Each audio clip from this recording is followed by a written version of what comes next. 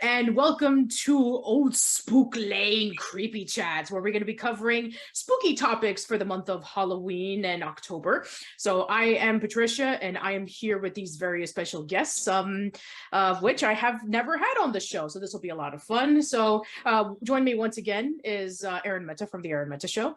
I just want to say, to quote one of our favorite coven heads in regards to Old Spooky Lane podcast, I did not agree to this name. Well, sorry, too bad.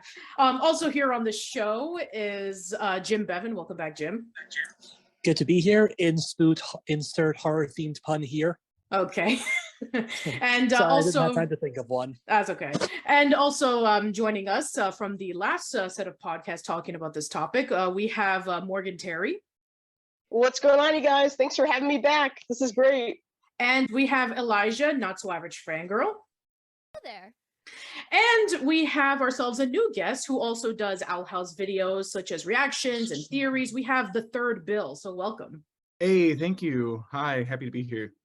All right, so today we're going to be talking about the long-awaited discussion of the Owl House Season 2B.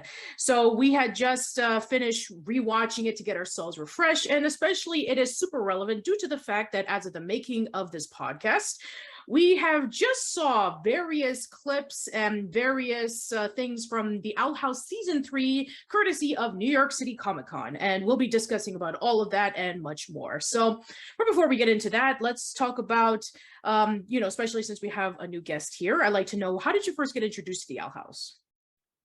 Oh, right, me. I'm the new one.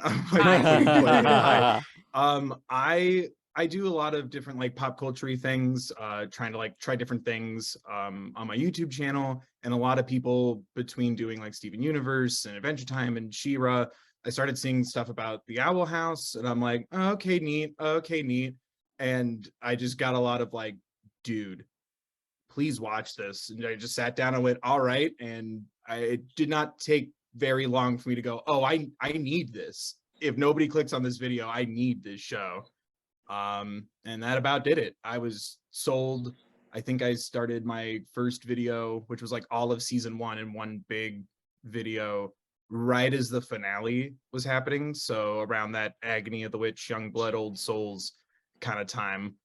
And I just instantly hooked and like bawling my eyes out, like, which isn't unheard of for me, but like aggressively, but in a nice way. Mm-hmm. And just fell in love with it. Absolutely. So, I mean, everybody else has shared their first introductions to the show, so we're not going to get into that. Let's just go over to the main topic itself, Season 2B. So I think that this season half that we were able to cover from Season 2A was definitely what they call the light part of the season. So now we're going into much more interesting territory. So last we left off, Luz was definitely like really, really traumatized with everything that she was able to experience and learn about, and also with the likes of getting to know some things that we have been hinting at throughout the course of the series about the origins of King, and also about Emperor Bellows, and getting to get some theories that we've been knowing about for quite a while and having them confirmed, as well as the final moments of the Day of Unity. So right before we go into that, I like to know, I guess, usually I just start off with like characters and stuff like that. Not too much of new character additions compared to the last half of season 2A. I mean, the most notable ones I can think of on the top of my head was definitely with Terra Snapdragon, who is the head of the Plant Coven. And for a lot of people who hated Kikimora, looking at you, Morgan, I can definitely say she definitely gives her a run for her money. So, I'd like to know, go ahead, Morgan. I was just gonna say, Elijah's also known for hating Kiki, so I'm not the only one here that hates Kiki Puta, all right? So What are you talking about? What are you talking about? I don't know what you're talking about. I'm not gonna run with the bus with me. I'm going to say, Terra Snapdragon is the type of character that makes you want to go to Home Depot and buy like a gallon of Roundup. I wanted to drink it so bad. Instead of drink bleach, I'm gonna drink some Roundup, please. For Terra Snapdragon, not for yourself. I think the difference between Terra Snapdragon and Kiki Bitch as a character is that. Oh wait, are we not allowed to curse? No. I'm just saying, like, you do make up a point because I mean, season 2A, I mean, Kikimora was that bitch, but now we see that now Terra is. So it's like, it's kind of like a bit of replacement. I mean, it's kind of interesting because a lot of people thought that she was going to be like the one who got the really, really cynical part of the series. And then after a while, she just kind of got a little bit downsized. I mean, we just knew about in Follies of the Coven's Day Parade that she was wanting to leave the Coven heads because she wanted to go see her family. There was a parade that was going on, but then Terra was like, oh no, you have to stay here and you have to be with the Emperor. The Day of Unity is about to be upon us. And so she was like really threatening to the point in which Kiki was just so frightened of her. And then she got demoted. So yeah, I guess I don't know if it was probably due to the shortage of episodes that was given to what happened with the Owl House when they announced that they were going to like severely cut the season. But yeah, I felt like there was something that should have been built up with Kikimora, but then it was just immediately trounced by Terra. Yeah, it's just we're in the section of the Owl House where basically the ice cold water was dumped basically on everybody, and it was like, well, you're only going to get these specials, and that's about it. And good night, God bless, and they'll hit you on the way out. And it's kind of one of the upsetting things about the shortened season because like they tried their best to make everything flesh out, but you can tell they were feeling the rush with the reduced edits because it's like every episode now is just like hit the main plot points we need to address and nothing, and we don't have time for anything else. Sorry. Yeah, that's true. I mean, they even made a joke about it where even Ida was telling Luce, I mean, why can't we just hang out at the beach? It's like, I wish that we did have our beach episode. It's like, yeah. But it was almost like, well, also on top of that, the social media, of Disney, every social media account also, tweeted and retweeted that clip and posted it up. I think, I don't know if that was a message actually being sent to the higher-ups to say, look, we don't agree with what you did, and now we're feeling the flack. Because, by the way, you're going to really feel for the Disney accounts at this point, because it's not their fault that the Owl House got shortened. It's totally not at all. Like, if anything, a lot of them probably just interns, probably just like, some of like the media, the staff who do like the mundane tasks within, the House of Mouse. So like, they don't have any decisions power at all. And even Rebecca Rose even had to go as far as to tweet out and say, look, stop doing this. Again, I don't agree with what Disney did in regards to shortening the Owl House. It is grossly unfair. I've always argued, and I will continue arguing it until the day they put me in the ground. 5 seasons, all 20 episodes in each, 100 episodes, a movie, and then we can say, oh hey, this is a good show that we had 20 years down the line until they reboot it. Yeah. But I think that at the end of the day, even though that there were some things that were shorthanded by some characters, other ones did get the opportunity to expand, like the relationship between Ida and Rain, where we got the episode Them's the Breaks Kid, where we actually do get to see them as young teenagers and being able to build up their friendship together and how they first met. And of course, Terra had to be involved with it, but whatever. But I think that it was able to showcase that, hey, this is where it all started, and hey, it's legitimately fantastic because we are able to see probably like one of the biggest ships clips in all of social media for the Owl House of it, how it was able to come into fruition. So, but no, I mean, I also think that another great thing about that episode was we got to see the plot twist at the end, where we all thought during the episode of Ida's Requiem, when Rain was captured by Kikimora, that they were brainwashed by Terra whenever they were drinking the tea. And then we actually saw some foreshadowing with Rain whispering into the juice and being able to drink it, and it tasted fine. Same thing with whistling into the tea and being able to omit the brainwashing powers. And I just thought that's a great idea. That and was also, brilliant. Yeah. It's also in the Follies of the Coven Day parade. It's really fast, but you can hear the whistle when she's like handing them the tea, and it's like just like this moment where they take it in their hand, like. I keep calling her plant lady, Snapdragon. She's handing. It's accurate. Not poison names are a big ivy. thing for me. No. Until I don't like the character, that I'm like, whatever your name is. But she hands them the tea, and then you can hear them just. And it's really short. I'm sorry if that was gross on the microphone. It's really faint, and hearing that after learning that that's how they've been combating the potion, it's such a nice little touch. And I'm like, oh damn. I just listened to it earlier today again, and I'm like, oh, it was already there. Yeah. And Bard Magic's so cool, and it's played as like the nerd band geek element. Like Rain insists, Bard Magic's cool, and then Ede even defends them. Bard Magic is cool, and I'm like, no, guys, Bard Magic is really cool. I was listening to one of the other people who like also do like Owl House stuff. I can't remember the person's name, but they were looking at like all the villains in more detail. And the one thing I would agree with them is that about Terra Snapdragon is that she's so full of herself, is that she totally underestimates other people around her about what they're actually able to be capable of. And this was shown in where them the Brace Kid, because she underestimated how powerful the relationship was between Rain and Ida, and they thought they were going to fight each other to the death. They didn't, and she ended up kind of getting burned literally because of it. And then it happens again in the same episode when you can see Rain blowing into there. So even though Terra is shown to be quite powerful and quite domineering over various other characters, she can be tripped up through her own ego, effectively. So it's like it's great character telling in that regard. So yeah, absolutely. So if there's any other moments or episodes or character growth or something like that that you want to mention, then please go for it. Floor is all open. This is a minor one, but in regards to another Coven head, do you guys remember when Adrian was introduced and the memes just erupted comparing him to Markiplier? Oh, I didn't see that, to be. I mean, I don't follow.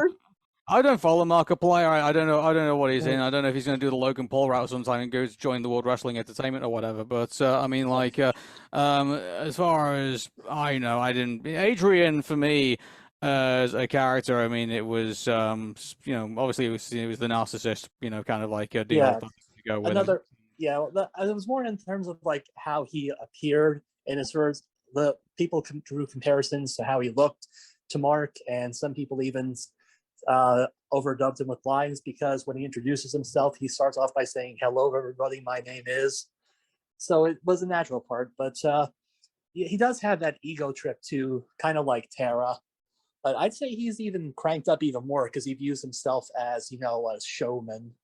Yeah, I'm just expecting him to come into a top hat and then just say, ladies and gents, this is the moment we've been waiting for. So I think that we have this very bombastic guy who just wants everything to be the show.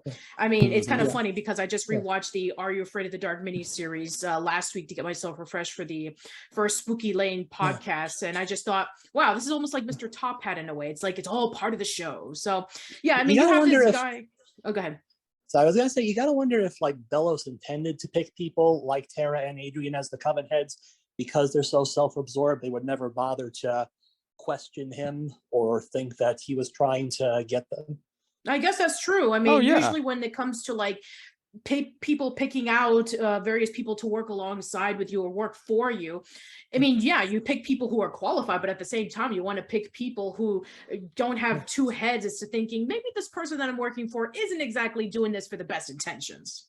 I mean, Yeah, that's how autocrats function. I mean, like they in real life and also in like other media as well. Like you remember that episode in King, from Recess, when King Bob was having to go away and he had to look for a replacement, and he picked Gus of all people. And so, he people who act in autocratic ways will want to keep power no matter how they would do it. And if it means having to be people that, can't see the wood from the trees and are just happy to have this power, then that's the direction that they're going to go in. And so, it made total sense that, all these coven heads, are either, too absorbed in themselves to make any judgments on whether they should be able to seize power or not. Yeah, they are very up in themselves and also very subdued at the same time. It's, shows how evil Bellows can actually be in regards to, like, his man management. I guess they don't really cover how it's selected, which that's one of the things I like about having Kikimora and wishing we had the time to expand, is seeing someone try desperately to move through essentially a corporate system. And like, here's Hunter, little nepotiz, and then here's like seeing Kikimora's relationship with Lilith and the animosity there. I've always kind of wondered how that selection process is made. Yeah. That's easy. It's there's an episode of The Simpsons where Moses like pulls out a jar and says, "We'll do it the same way we pick the Pope." Everyone reach in and grab a pickled egg. Yeah, I mean, it actually makes you wonder about how Rain was able to become, part of the Bard Coven, because, as you know, there was the previous Bard Coven who retired, and then that was how Rain came to be. Retired. So, yeah, retired. Just someone just flipping through books going, wait a minute, what happened 50 years ago? And then just gone. Yeah, we're gonna 1984 you. We're gonna erase you from the depths of the earth, and it was like, no, you never existed. Yeah. It's like those little pictures of Stalin where they just erase the people he got rid of out of the photos. Oh no, I was never friends with this person. And if you say I was, well, you'll be next. Yeah, exactly. Yeah, I got some tweets to delete. Yeah. So yeah, anybody else have any other comments to say? I like the Titan Trapper reveal. Okay. Because I was literally watching the episode like about an hour or so ago.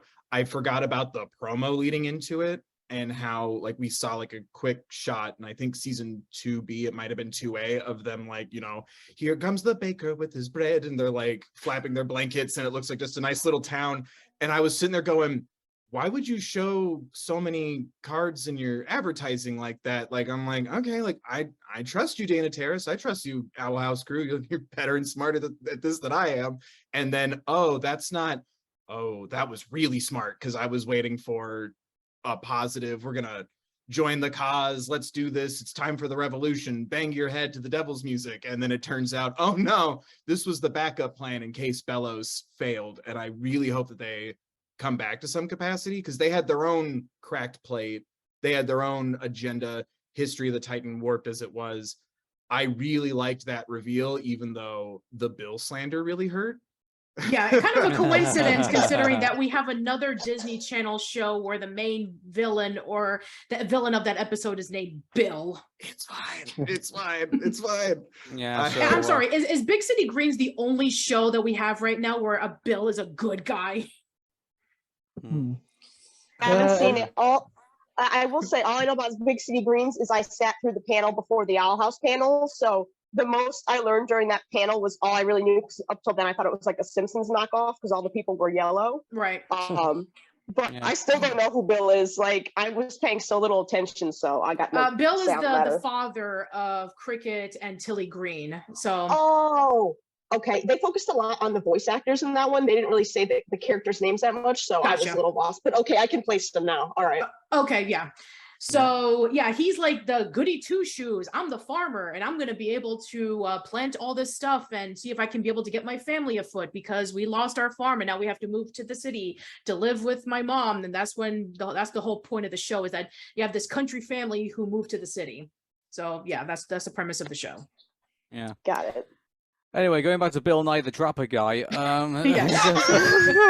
Rude. I was about to say, I think that's the only good Bill I can think of, other than me trying my best. I'm like, it's all I can think of. You know, in regards to the trappers, I don't know. Like, I'm sort of was a bit half and half with it, really. Like, it was unexpected, but how I was expecting it to go about is that, you know, King finally found his people, and that they would have the secrets of, like, you know, how to, like, you know, create a portal door, and then, or they'd find out that, you know, oh, hey, we just use our blood to, like, you know, travel amongst worlds, and, like, you know, they'd be something more than that. And when I found out they were just, oh, they're just people, like, disguised as, like, you know, Titans, they it's kind of like, do. nah. They have like their own portal because it sends them to the other side of the world, and it has the yellow and blue collector glow to it. Again, this is the freshest thing in my mind. And it did make me kind of wonder, like, oh, is there more utility in the collector's magic? Is it different? Also bringing up that there's more than one Titan, so like more than one like continent, in a sense. It does make me wonder. I mean, like, we'll probably go into theories later on, but it makes me wonder if, like, these trappers are going to be like kind of like the Joker's henchmen in a way, like, you know, where you got the collector who's kind of like, you know, causing chaos and everything like that, and he's got like all these minions that, like, you know, can help him, like, you know, with that chaos. So I wonder if that's where the trappers are going to be. Either that, or he's gonna say, oh, you know, I don't need you anymore, and just kills them all. I don't know, but we'll see.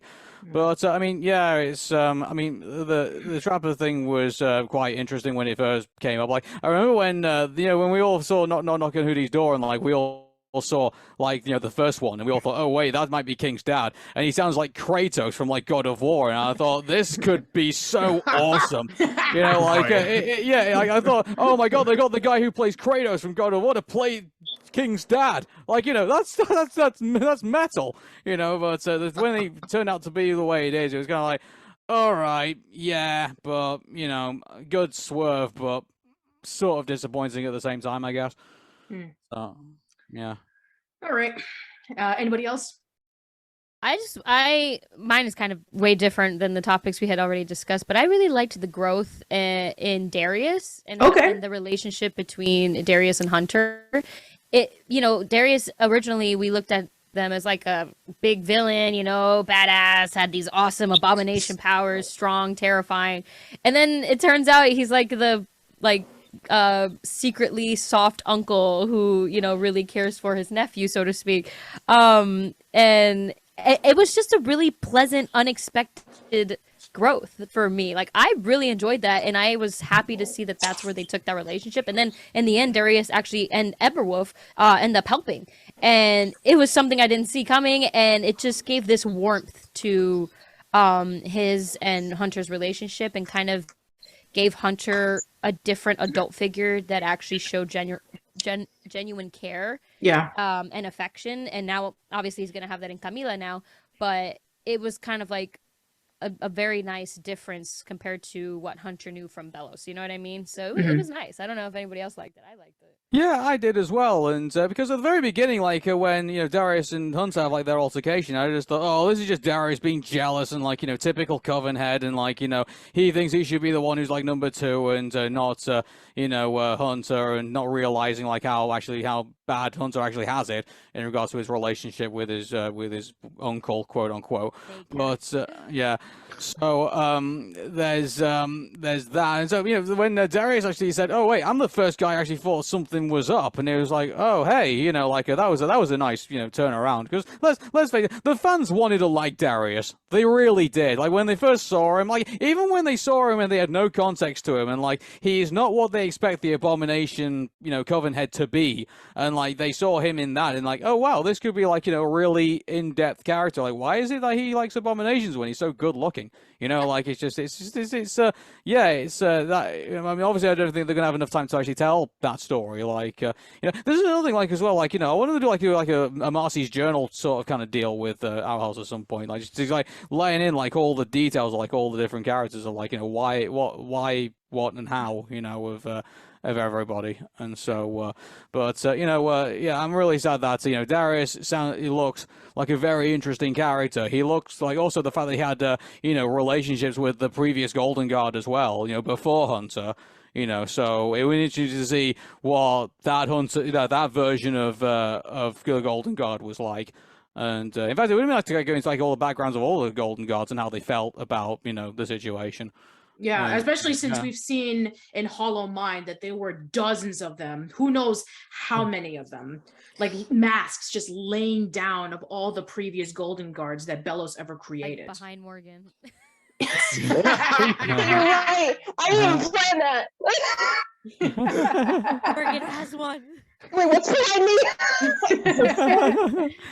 But yeah, I think well, actually, that's another interesting thing that we also learned about is is Hunter, because you're gonna feel for the guy now. Like, he's had his whole world just shattered, and now he's living in what seems to be the back of a school theater, on Hex Mix and goodness knows what else, reading book after book after book, trying to figure out who on earth he is.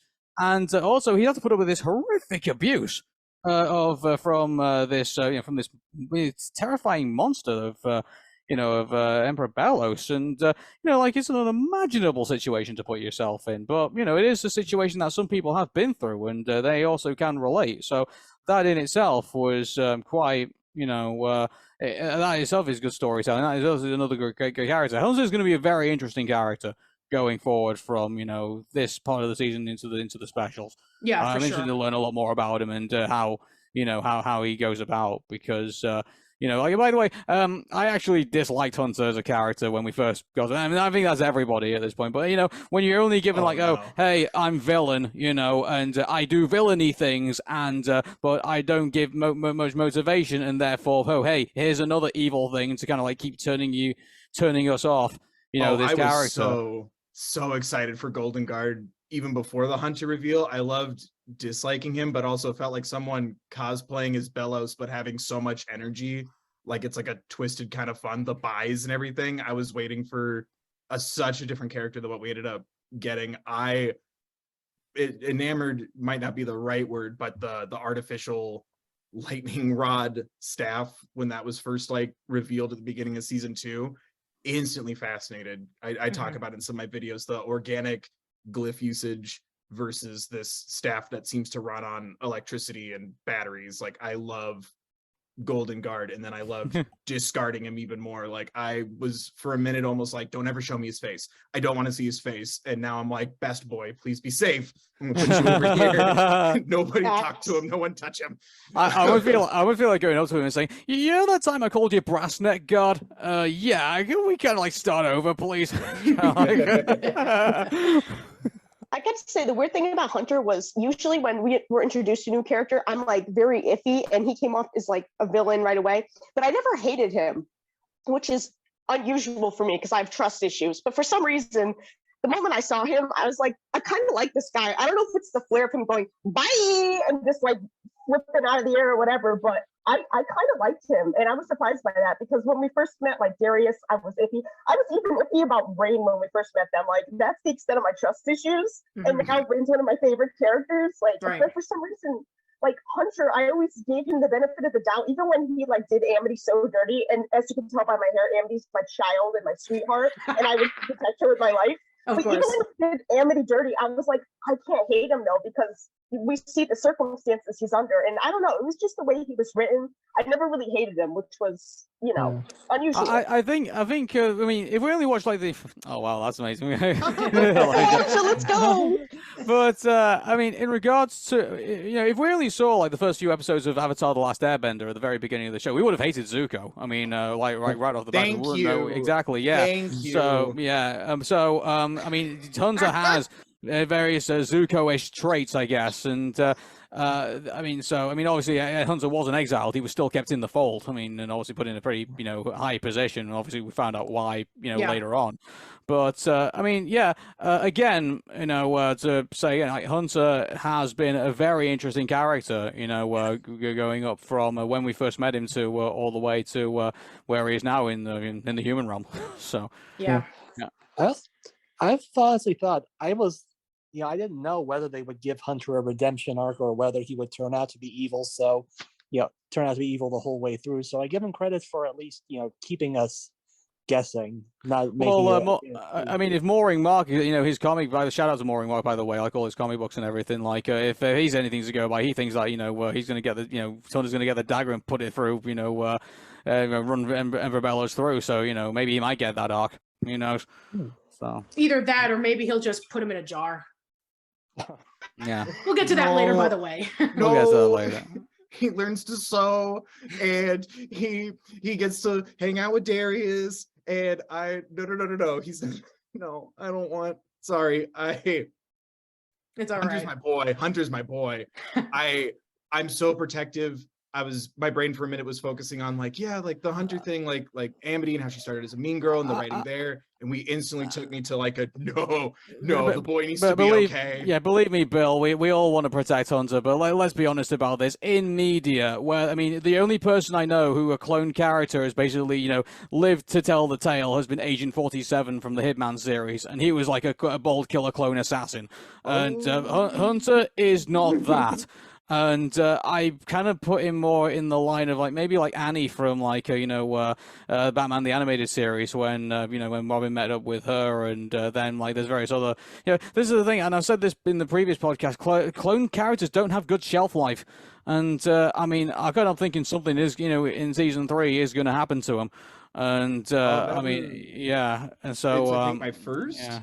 I have a little list from my video that I just did. Yeah, the second one is Hunter being possibly sacrificed or something. Like there's the part of me that's like Candyland, everything's fine, we all eat cake, the end. And the other part of me is like doom, everyone's doomed, we're all doomed. Anyway, the flip side of that is like how good is the writing in this show that we actually really care about the mortality of our characters right now. Yeah. And there's also another character that I can think of on the top of my head where, he was the clone and he ended up living, was in the video game series from Tales, which is Tales of the Abyss, where you get to focus on Luke, who is the main protagonist. And it turns out that he was the clone of a guy named Ash, who was supposed to be the prince. But then Ash sacrifices himself so that Luke can be able to move forward, even though that he hated Luke because he was given like all this attention and he was like the one who got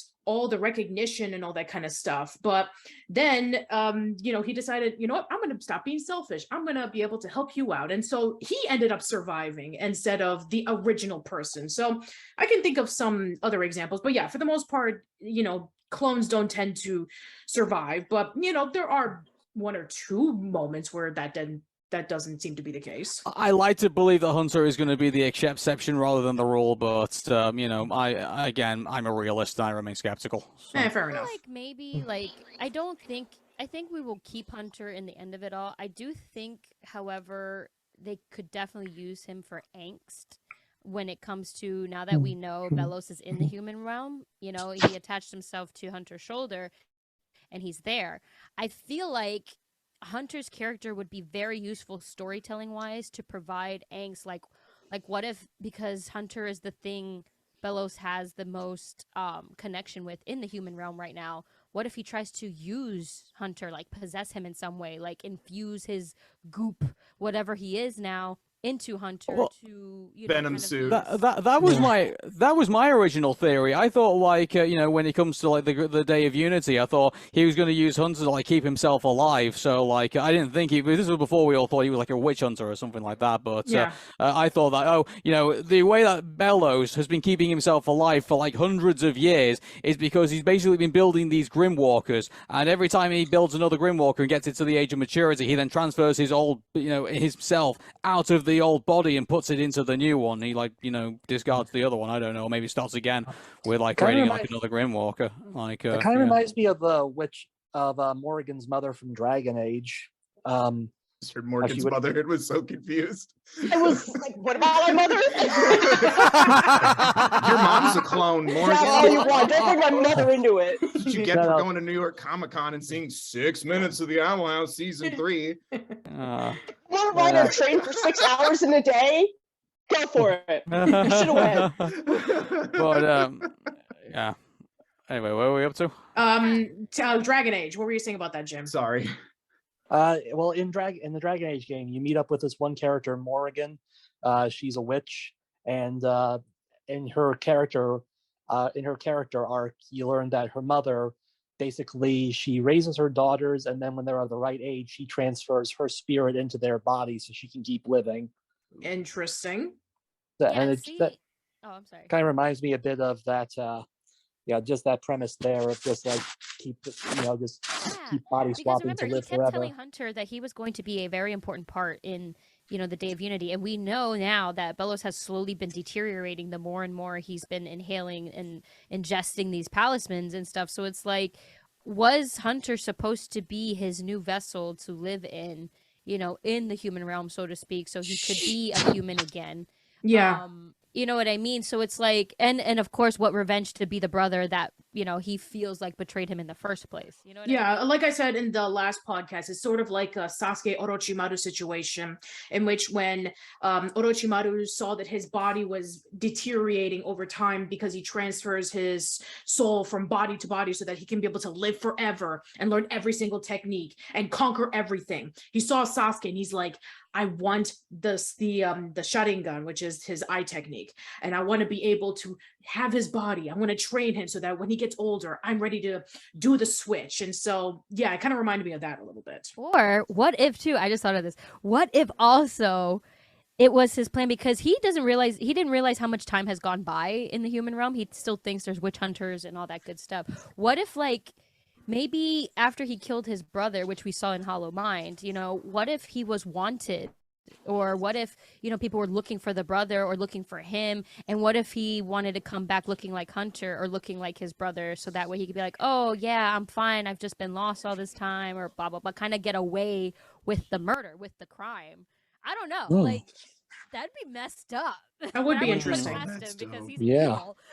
evil. The one thing that the season 2B didn't really answer, and maybe season 3 needs to answer, is that, I mean, what is the story that happened back in the 1600s, and whether we're going to get the full picture of it or not. I mean, we got like drips and drabs in Hollow Mind about kind of like what happened. I mean, I don't know. Here's the thing: like these pictures, I don't know which goes where. I mean, I know where some of them go, which go where. Obviously, but. The one where I don't know whether it's the fact that the brother met the witch first, or whether the witch cursed Belos first, and then the brother met the witch, and then they had the relationship, and then all that. It's that needs kind of putting together, because it's kind of like mentioned in the background, but not really fully like explored. Well, kind of going back on what Elijah said about what was the plan with keeping Hunter around. He also didn't ingest Ida's talisman when he had it in his command. And since there's, not to quote the Hootie Hole theory, which I know everybody's seen, it's a rant I've gone on several times. He had Albert, and he needs talisman, right, to slurp up that Mountain Dew, and yet he goes destroy this. The forbidden Mountain Dew. Right, right. Like he's pouring Baja Mountain Dew Blast into his eyes. It's gamer fuel. Let's just be honest. But he had it on him and just went, throw this out, burn it, Lilith. And then Lilith gets it to loose. Haha, I'm good now. I've been deceived by the society, and off we go. Why didn't he just slurp up that Mountain Dew? And I'm wondering if there's kind of like with keeping Hunter around, is it I like that. I never once thought of evidence of like, he's fine, see?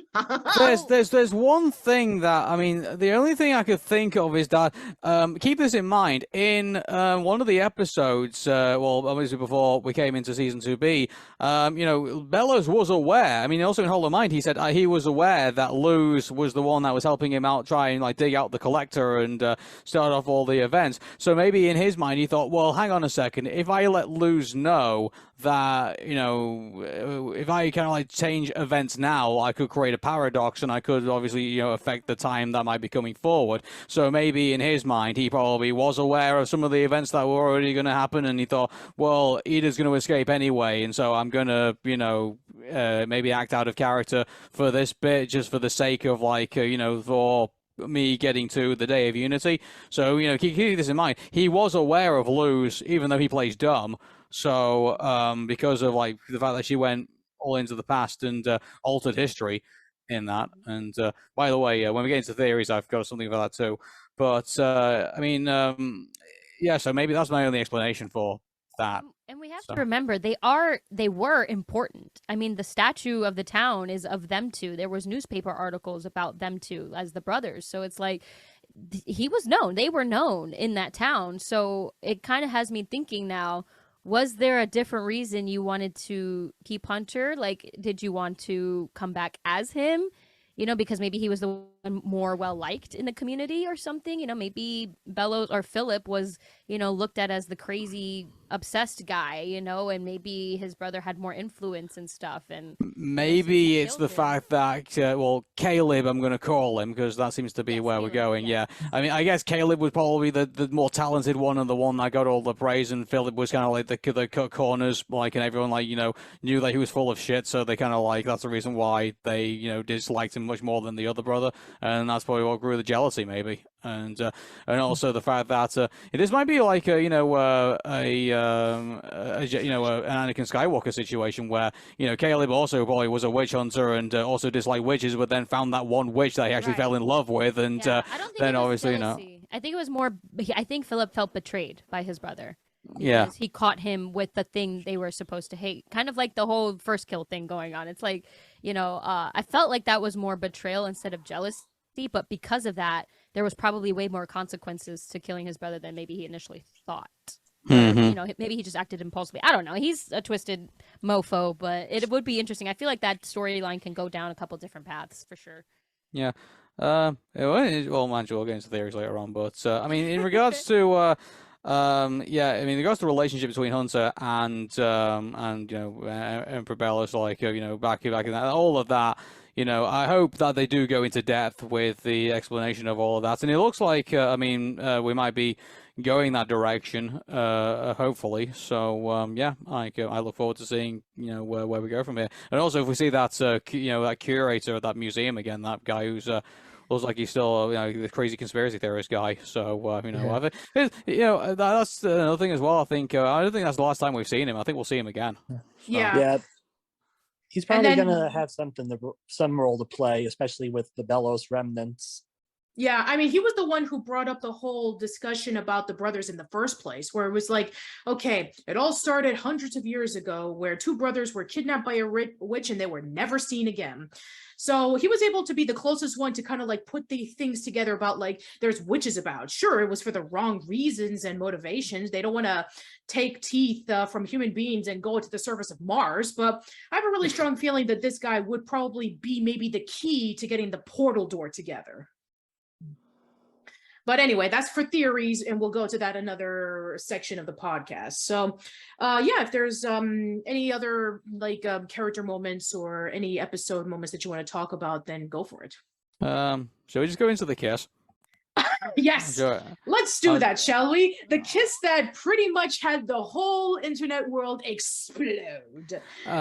I was like, well, you know, when I first saw the kiss on the cheek, that caught me by surprise. I was like, whoa, like, what the heck's going on? Like, wow. Okay, yeah, this is Disney we're talking about. This is the same one that took minor characters and made them gay and say, oh, you know, we can be able to edit it out so that the you know, companies and countries won't be offended. Don't worry about that.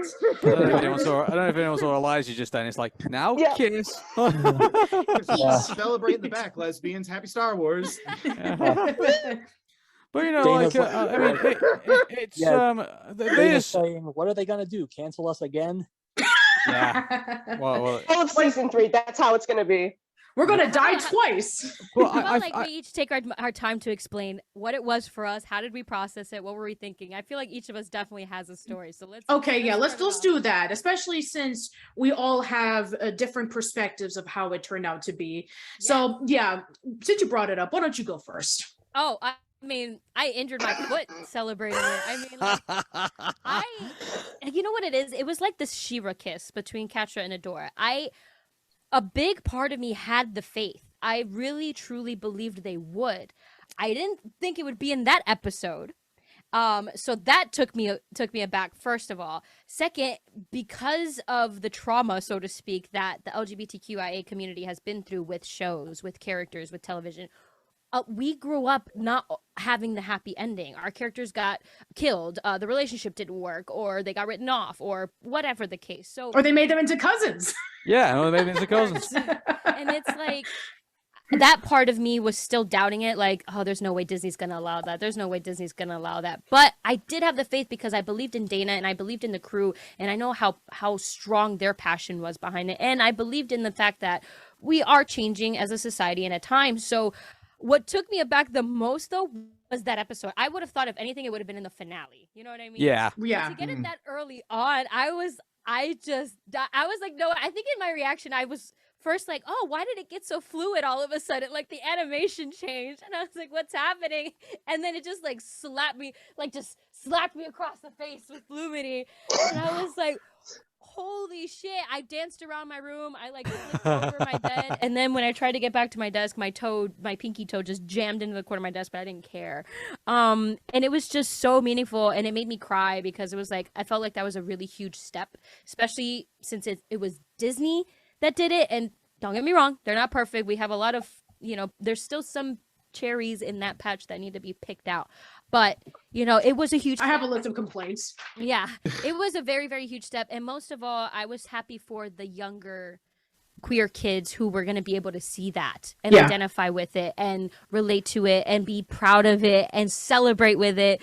And it's like, I get some people commenting like, oh my God, you're, a 27-year-old woman. Why are you, that's weird. You're freaking out so much over a kid's cartoon. I'm like, you don't understand. It's not just because it's a kid's cartoon. I am a 27-year-old lesbian who grew up in a world which was very closed-minded, and that wasn't really a thing. So I'm celebrating not only for me, but for the youth and for what it means. You know what I mean? So it's like, yeah, asshole, it does mean a lot, and I will celebrate and cry and scream, and you can go suck a cactus. I don't care. And so, and for me, it was just a huge celebratory, unexpected, mostly because of which episode it was, moment. So I will now leave the rest, because if not, I'll talk for an hour. So that's fine. By all means, Elijah.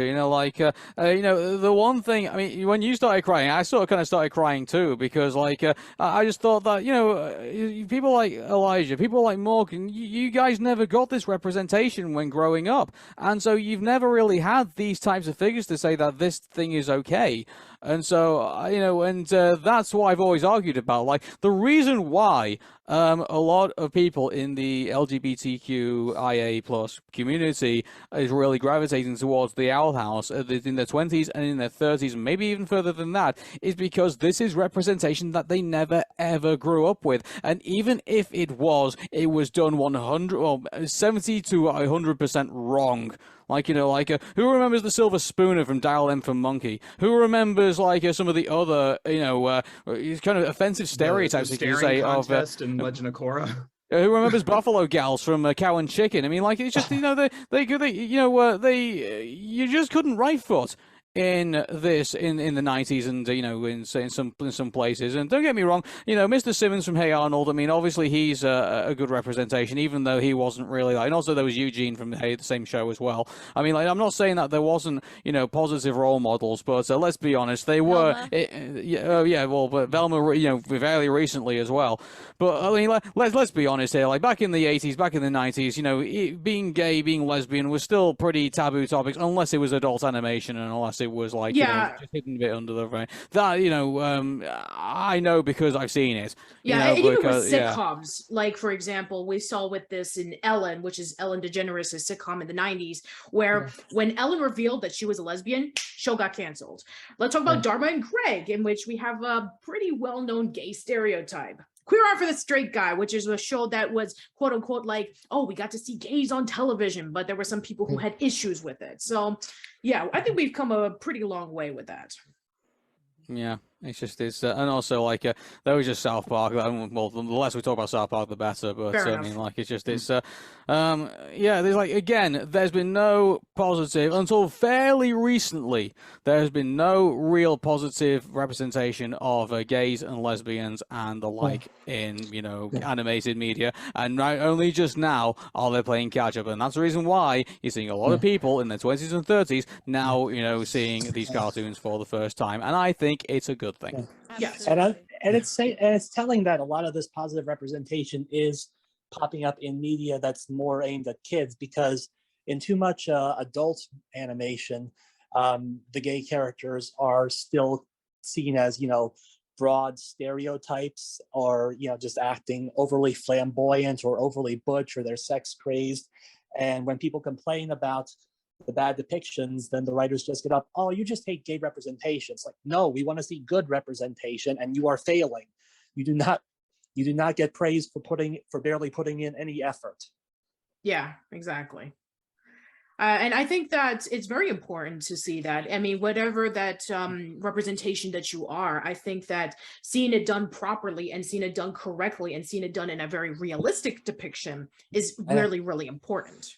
Yeah, by the way, you know, Lumity is, in my opinion, one of the best, one of the most realistic, and even though it's a fact that it's about a bunch of witches and things like that, they put that all aside and they said, this is how a, you know, very quirky, very, you know, geeky, you know, lesbian relationship would start out, and this is how it would progress.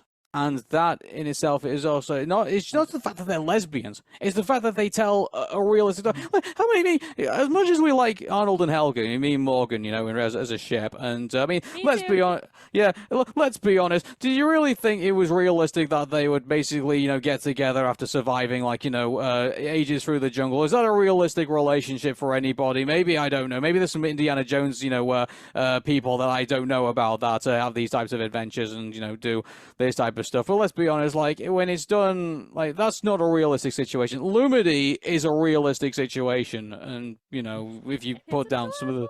Exactly, yeah. And, you know, but, you know, other people, when they get together, like, at the very last minute, when it's all dramatic and things like that, Lumity's not like that. You know, it's you and me, you know? Yeah, they always have to play the drama when it comes to these kind of relationships. Like, even with like the likes of, you know, Princess Bubblegum and Marceline, in which, you know, they literally just became a couple until like the very last scene. And then we had the Stakes miniseries, which kind of like built up the relationship just a tiny bit more. And then we had Obsidian, which was able to actually showcase more about their relationship, but there was still some drama in there as well. So it's not much of a more lighter take on it. It's like, okay, we have two teenage girls. What are their relationship going to be like if they were to say, I like you, do you want to go out with me, do you want to hang out? They'll be nervous, they would be hesitant. What if they don't like me? What if I'm not good enough for them? That's the real stuff that a teenage girl, or even anybody, would feel at that situation, especially if it's for the first time, or in Luce's case, maybe it was multiple times and she was rejected. Let's be honest. Who was expecting Odalia to be the homophobic person in this relationship? I think we all were. Two hands up. Yeah. I was team secretly Amity's dad is the villain of the two. I was waiting for that twist and just sat back down and went, okay. Are you kidding me? No. I was waiting. I'm like, the moms too, like dad's in the background being silly, mom's in the foreground being like selling weapons privately, and I'm like, I want to know. She's the obvious choice. Oh yeah. I was like, too obvious, and then it goes a little deeper, withholding information, and then I get a lot of comments like, oh, in the Boiling Isles there is no homophobia, and I'm like, you could still smell it. She's human phobic. Yeah, human phobic. Yes, human phobic. Yeah, Homophobic and classist. Yes, very. Class, yes. Literally. Where she was able to say, you know what, I don't mind working for this dictator just as long as I get power. Yeah. I can leave my husband. I can basically lock my children up in jail. I don't care. As long as I get what I want, I'm okay with it. Which This is what Veruca Salt grew up to be.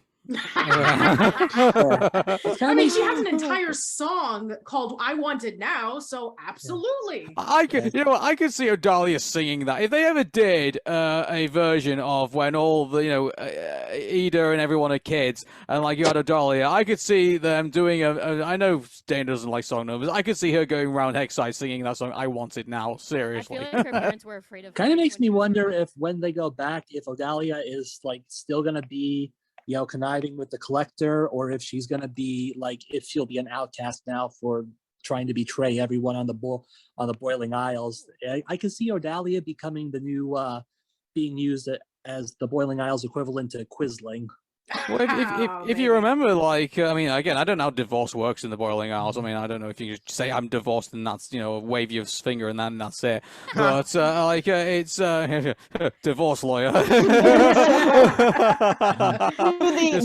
The unbreakable oath. Just redo that and we're gonna round the divorce papers and then just done. Yeah, done. Yeah. Confetti. But the Odalia and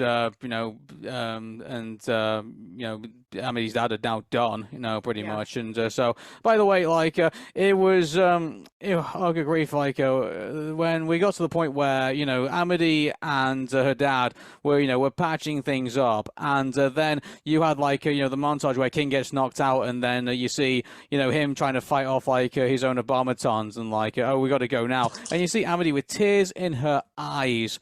This is we've gone from a relationship where she was not too well thought, didn't think all that well with her dad, and because of all this stuff that he was doing, and then they managed to get to the point where they could finally just get back on the same page, and it was only for probably like a very short amount of time. And you can probably see Amity's heart being ripped in two when she got kissed on the forehead and said be careful, and oh, that was, yeah, I actually missed that to the very beginning, and then I watched it again, and then I saw that bit, and it was like, oh wow, that's pretty, yeah, that did hit me quite a bit, actually. Yeah.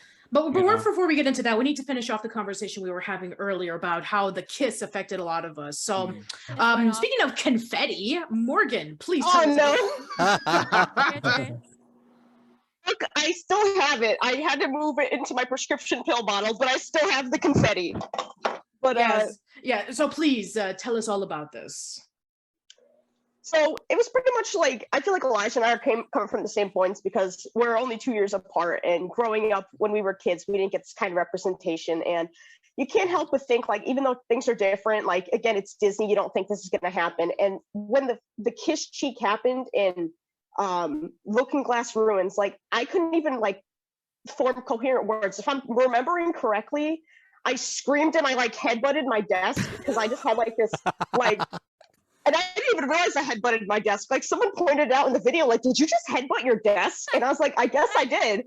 And I had confetti because it was like a joke thing. But I did end up throwing it because I was like, okay, cheek kiss is one thing, but a lip kiss is another thing. Like, we've seen like in recent previous animated shows like Shira and the Princesses of Power, and then there was the Adventure Time finale, like all these same-sex couples that are getting together and having like a canon kiss, it's always at the end of the show, like the very end. So I thought the same thing, like there's no way it's going to happen. And I was doing a live stream before that, and people were jokingly saying like, you should make confetti in case either Lumity kisses or Alidor and Odalia get a divorce. So I did make the confetti. I was really hoping for the Odalia and Alidor divorce because I hate Odalia, but yeah, so I had it on hand, and just seeing it, like I was like thinking the same thing. Like, I noticed like the frame getting the frames per second picking up, and I'm like, what is that? I couldn't even voice my thoughts on it because literally it happened, and I was just like freaking out, and I didn't know what to do. And if I'm remembering correctly, I like got out of my chair or something. I don't remember. I didn't really have the room to run around because when we got the other kiss on the cheek and voice at the Come Day Parade, my chair actually hit the shelf, and everyone was telling me like it's gonna fall on me one of these days. Mm-hmm. So I was afraid to like get up and move because it wasn't bolted into the wall. And so I was just like in place, and I couldn't believe what I'd seen, and I had to keep watching it over and over because it felt like a fever dream. Like, and again, like you get a lot of comments, especially on YouTube. People are like, you are 25 years old. You are crying about this. Like, you are an adult. Why are you crying? Damn right, and, you like, are. I know. I cry at everything. I'm an emotional little bitch. But, so, but I am. I really am. Oh, really, Morgan? I know. I've got bloody noses from crying on reaction videos before. I know it's hard to believe I'm emotional, but yeah. It was just so like, it was like, it felt like a fever dream almost. Like, even I was rewatching it the other day, and I was thinking like, I still can't believe this is real. Like, Dana worked so hard, and not even with losing Amity, also with Rain having that non-binary representation, and just all the different characters you see that are part of the LGBT community. Lilith being Arrow Ace, because there's not that many characters, and just seeing that part of the LGBT community be represented. It's just such a big step, and just seeing that kiss and knowing that kids are growing up with this, and they'll know like it's okay to be gay. Like, parents can shove religion and all these morals down your throat all you want, but like you see this proof that it is okay to be yourself, and that there are people out there that will accept you because you see people like myself, Bill, and Elijah that are cheering when it happens because it's an acceptable thing. And I'm kind of all over with my words because it makes me a little emotional. But I lost my train of thought. Of course I did. Well, I think Morgan. Even I was watching Elijah. I was also watching you guys as well because when that happened, the first after that had happened, I thought, wow, it happened. But then my second thought was like, oh, wow, what's Elijah and what Morgan are thinking? Because like they're the ones. Seriously, like you guys, you've had this a long time coming, in my opinion, and it's just it was. If anything, I didn't cry at that kiss itself. I cried at you guys, being so emotional about it because it was like, oh wow, we've spoke since such a long time, to get to this point, and finally we got to this point, and so it's just which I think we should have been at this point, years ago, in my opinion. But finally we're here, My So question is, do you guys think we'll get another one? I can't see why not. Several. If we get an I love you, I'm gonna get a bloody nose. I already know it. I already know it. It's gonna I love you. Yeah, absolutely. We're gonna get an I love you, whether it be an I love you for like an Avatar moment in which like it's the final scene and we have Luce and Amity coming together for that final kiss, or is it gonna be like a more tragic one? It's like I love you. I have to go stop Bellows, and then don't manifest it. Don't manifest it. I didn't say it out loud. I was thinking it. I didn't want to say that out loud. well, I said it out loud because I'm a masochist, and anyway, so Someone's Damn got it. Well, I've got a worse theory, but we'll leave that until we'll get there. Aaron, We'll get please there. don't. Aaron, please don't. I've got enough anxiety. Yeah. All right, so going into continuing on with the topic. So for the guys, I'm sure it was a pretty similar situation. I'd like to know. So Jim, what were your experiences with seeing the kiss? Much like with what Morgan said, I was surprised it happened, before the finale. I thought they were going to save it for that. Okay. And I know that as for like representation, maybe for yourself or for your identity, I mean, did it like mean any positive impact on yourself? I can't say it had an impact on myself, but I definitely do think that it's, it definitely has would make a positive impact for for LGBTQ viewers. Absolutely. Especially those who are preteen or teen, and learning that to show hey, displays of affection are acceptable. You shouldn't be constrained. It shouldn't have your feelings restrained when you love someone. So like I said, I think it was a good step forward, and I'm glad Disney did not censor it. Or try to shove it aside. All right, like they did with the Philippines. Instead of Amity telling Luce, "Do you want to go out with me?" It's like, let's get dressed and travel together. Was that true? More gay than will you be my girlfriend? Like in lesbian terms, that is more gay. Asking someone to travel the world with you, like they fucked up. I think the only thing that really struck out to me is why she said "crikey" after it happened. That's because the person who did the animation was Australian, so that's the tribute to him doing it. So they said it. And crikey is a Steve Irwin euphemism from Steve Irwin, the Crocodile Hunter. So that's the reason why she said crikey, because it was a tribute to. So random. Yes. But, I panic, I think.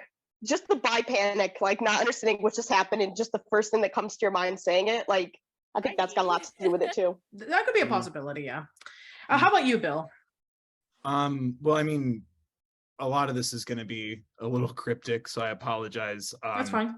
But like, my first thought is always going to be my sister's, specifically my little sister. I'm good.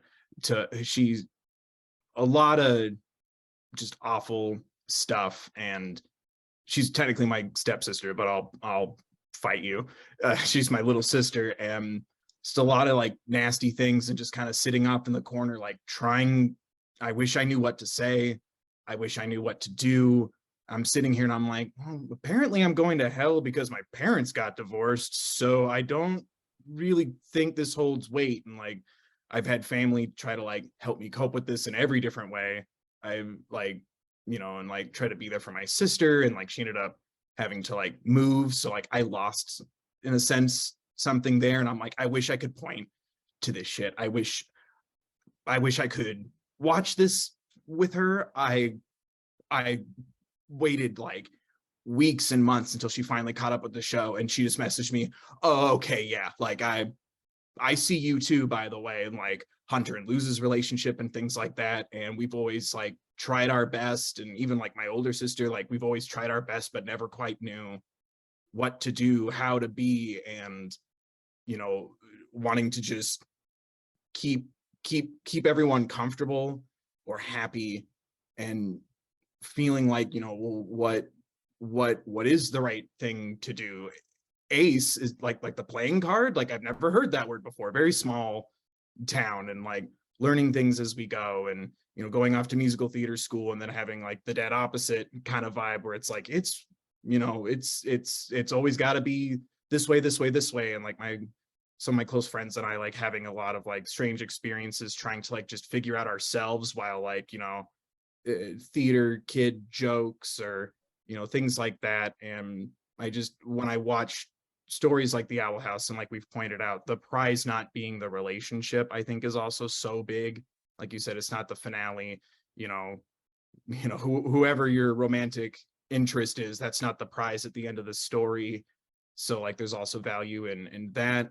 And I guess just for me, like illustrating it is also not scary, because also studying entertainment and theater, it's if there was LGBTQIA plus representation, it was tragic, right? So there's also an element there of like, oh, like, and you can just keep living and hanging out, and, you know, like even joking about like, you know, you're not going to be in the background of this story. And there's just a lot there that like helps me just feel better, comfortable, because there is times where you're like the only person in the room going like, you know, like it's okay if, like, I remember having like an argument with friends in school because like there was a book about like a boy saving a prince, and I'm just like, why does this matter? And everybody else was like, I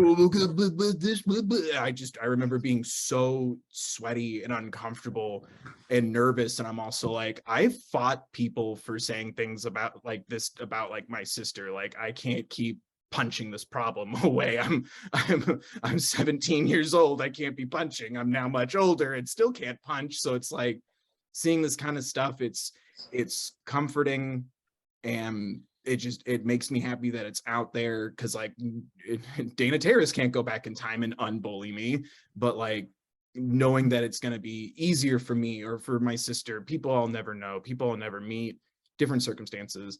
And also there's something about like comparing it visually to the magic of a witch's duel or a spell, and seeing like knocking on Hootie's door, like seeing just like the happiness and like, is this what you want? And then the awkward, like, ooh, let me say it. No, I want to say it. And the blushing and like the little hints building up to it.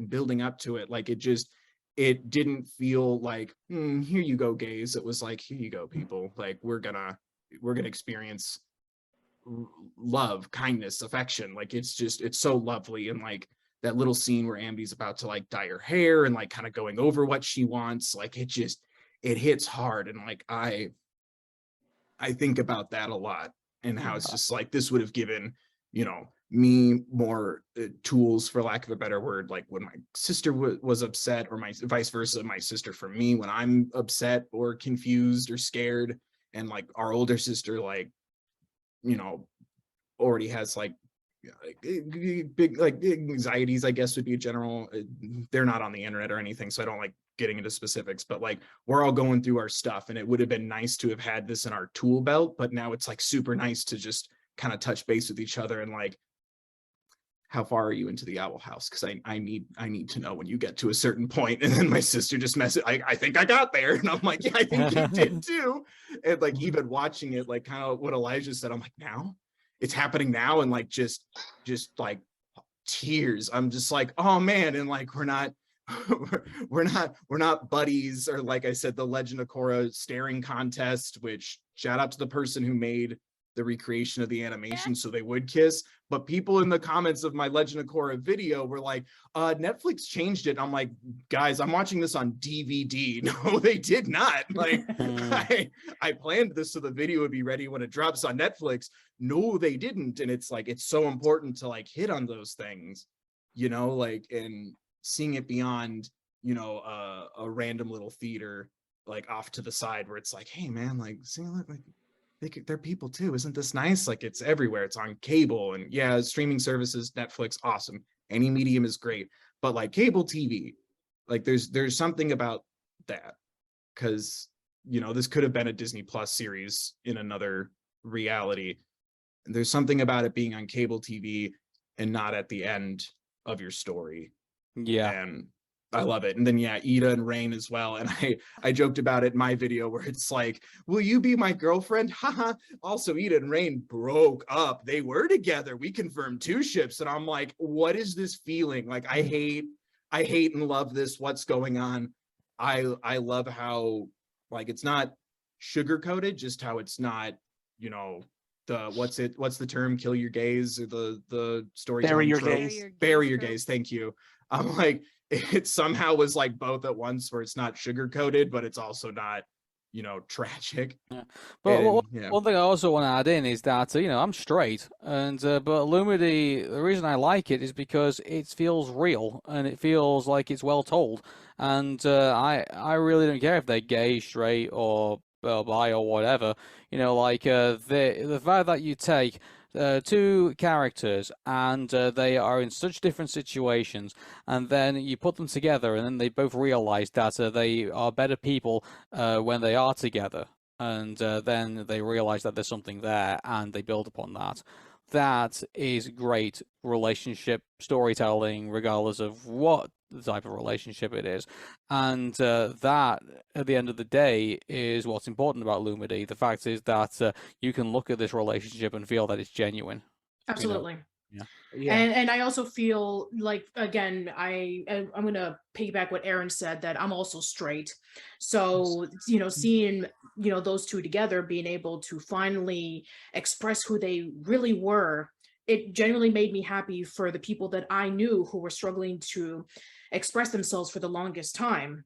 As somebody who knew people who were gay or bi or whatever during my middle and high school years, and even towards college, where, you know, I went to, you know, high school and college around the early to mid 2000s. So, you know, seeing, you know, people who were struggling to open up because, you know, we had a few years prior where the Matthew Shepard incident happened, and, you know, people who were, you know, quote unquote, you know, trying to come out was like ostracized, especially if you're in certain communities where they're very conservative, and that kind of stuff is quote unquote blasphemous.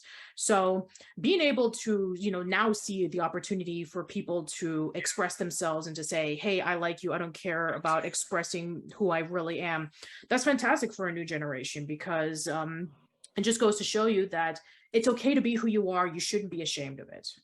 Yeah, I think we need to move on to the situation where, you know, you can tell kids that it's all right to be in the situation, or like in Florida, where it seems to be more acceptable to have a relationship with a lamppost than it does to have a relationship with another person of the same sex.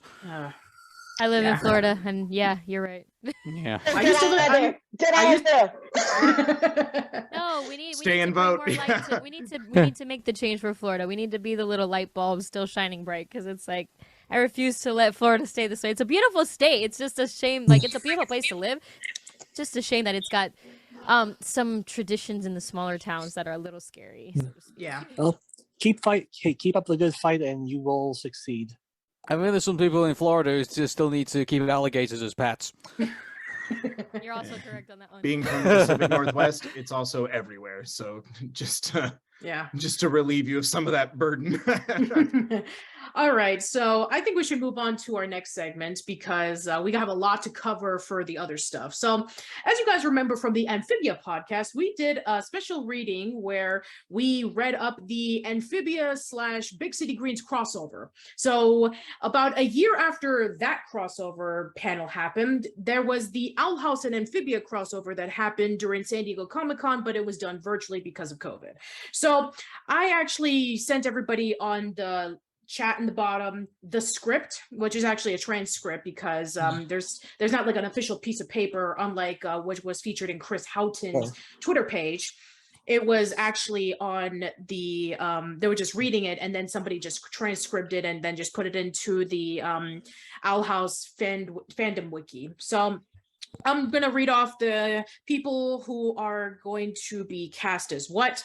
So Elijah, because I'm sorry. What? I never got the link. Oh, it's in the chat. Yeah, it's in the Zoom chat. Let me see if I can find it. All right then. Well, while you do that, I'm gonna read off who's gonna be who. So Elijah, because you called it last time, I'm gonna let you be loose. Yes. All right. So Jim, I want you to be Ida. Oh my God. Yes. Aaron, you're going to be our Hop Hop. Okay. Let's see. Bill, you're going to be Sprig. Ah, damn it. Okay. No, I love Sprig. Anne, Morgan is going to be Anne. Morgan, we're best friends. Yeah, let's go. Okay, I'm going to be Polly this time. And because these are really tiny parts, they're like 1 or 2 lines. So I'll take over as Tiny Nose, and Morgan, you can be Amity. Morgan's got the hair for it. And Aaron, you'll be our narrator. Okay. All right. So if you want, I can actually put it up on the screen. So if we actually do have this on YouTube, then people can be able to see this. So yes, for those who are listening on the podcast feed, yes, we're doing this on screen. And for that one guy in the chat saying, why are you doing more video podcasts? It's like, because people wanted it more. You don't remember the poll that I posted up on my 10th anniversary podcast where I asked you, hey, what do you guys want to see more of? And apparently you guys actually like this stuff. So that's why that guy that answered that question. I'm surprised anyone who puts these comments and remembers what they had for breakfast, let alone what they. All right then. So here we go. So let's begin, shall we? Go for it. Okay. Is the narration? Yeah. Okay. Yeah. Exterior, boiling aisles in the woods near the Owl House. Luz placed a myriad of magical objects and placed while reading Philip's journal. Trying to open a portal to Earth, Ida supervises, which means she's drinking a lot of apple blood. Okay, attempt number 23. Thanks again for agreeing to help, Ida. Don't mention it, kiddo. But if you wanted me to help, you should have mentioned something 2 apple bloods ago. Luz puts her hand on Ida's shoulder, eyes shining with admiration. Your very presence is help enough. But she stares over a little too long.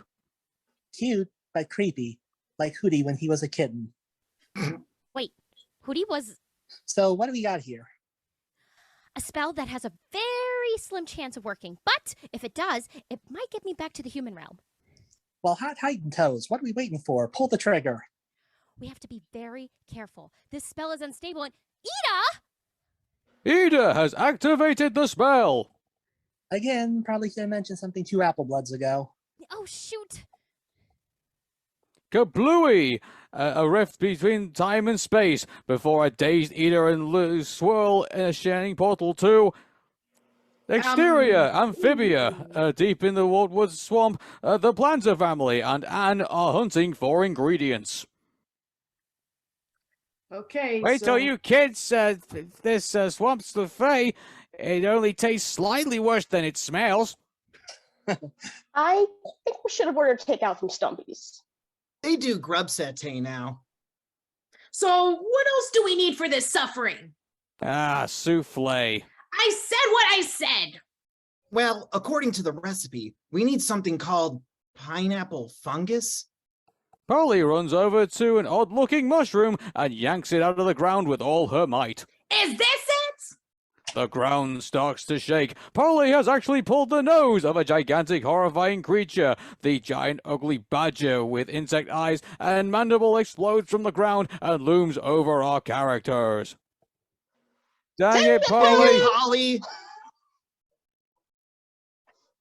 In retrospect, I should have asked and then pulled.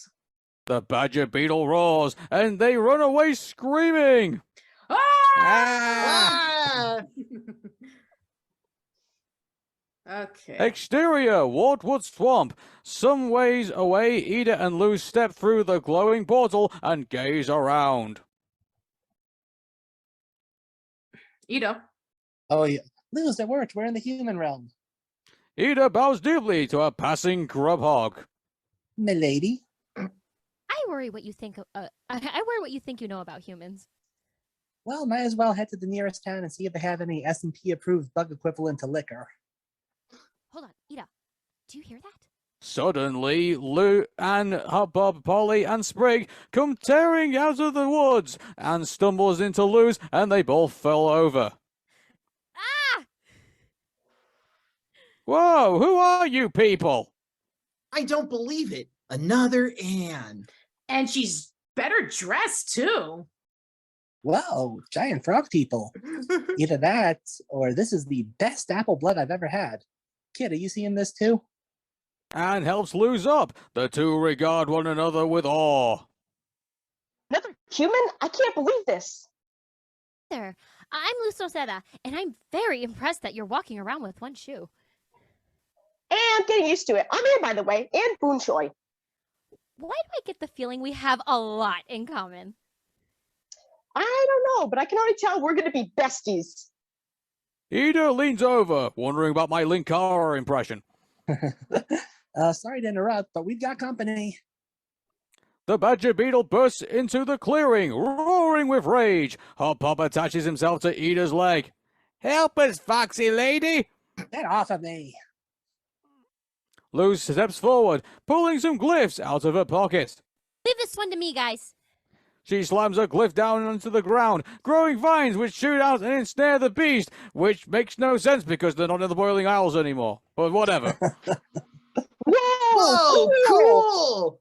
Wow, cool. And Polly, let's help too.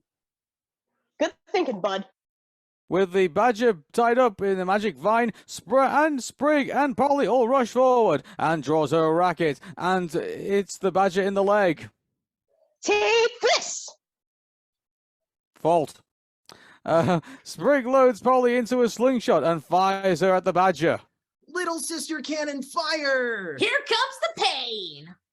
Pow! Polly hits the badger in the right of the eye. It whimpers and limps off into the woods. Defeated. All the kids, Luz and Polly and Sprig, stand tall and look like total bosses. Ida and Hop exchange a glance. I was about to help. Ditto. And sheaves her racket and rushes up to Luz. Wow, you're like a magician or something. It's incredible. I'm a witch. Well, kind of a witch in training, but I came from the human world originally. A witch? I know a certain curse-wielding frog girl who would love to meet you. So, what are you doing here, best dressed Anne? Polly, rude much? Oh, I love the chaotic energy coming from the tiny one. Up top, you absolute beast. Ida and Polly, high five. Actually, searching for a way home. Don't tell me you're trapped in a magical fantasy adventure rigmarole too? Less of a medieval fantasy and more of a kid-friendly hellscape on top of a giant carcass, but yep. And grabs Luz's hand. Oh my god, I have so many questions for you. How are you coping? Do you miss your parents? How's the food there? And I got questions for you. Where'd you learn how to fight like that? Do you have a found family too, or a horrifying authority figure to fight? You have? Oh, you have to come over. Hop Hop, can we have a sleepover? Like, right now? I don't know, Anne. We need to get permission from, what did you say your name was? I am Ida, the Owl Lady, the most powerful witch on the Boiling Isles. Until recently. But you can call me Ida, you weird little frog man. Ida winks. Hop blushes. Hotter than the surface of the sun.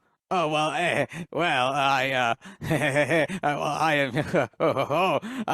goodness, well, you see, Sprig notices the portal beginning to flicker and waver. Luz, Ida, is your portal supposed to do that? Oh no, we're out of time. I told you this thing would be unstable. I'm sorry, Anne. We gotta go. No, don't you dare go! They clasped hands, both tearing up. Another life, Anne. We'll have that sleepover in another life. Like in some sort of, I don't know, alternate universe? Luz nods tearfully. Ida grabs Luz by the shoulder and drags her into the portal.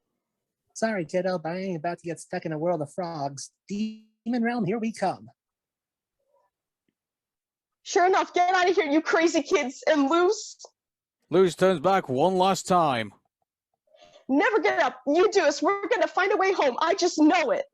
You got that right. Take care, Anne. I love your hair. Kaplooey! The portal collapses with an energy shockwave. The plans and Anne are left dumbfounded. I don't believe it. A homing girl stuck far from home in another world, just like me. Two kindred souls. What are the odds?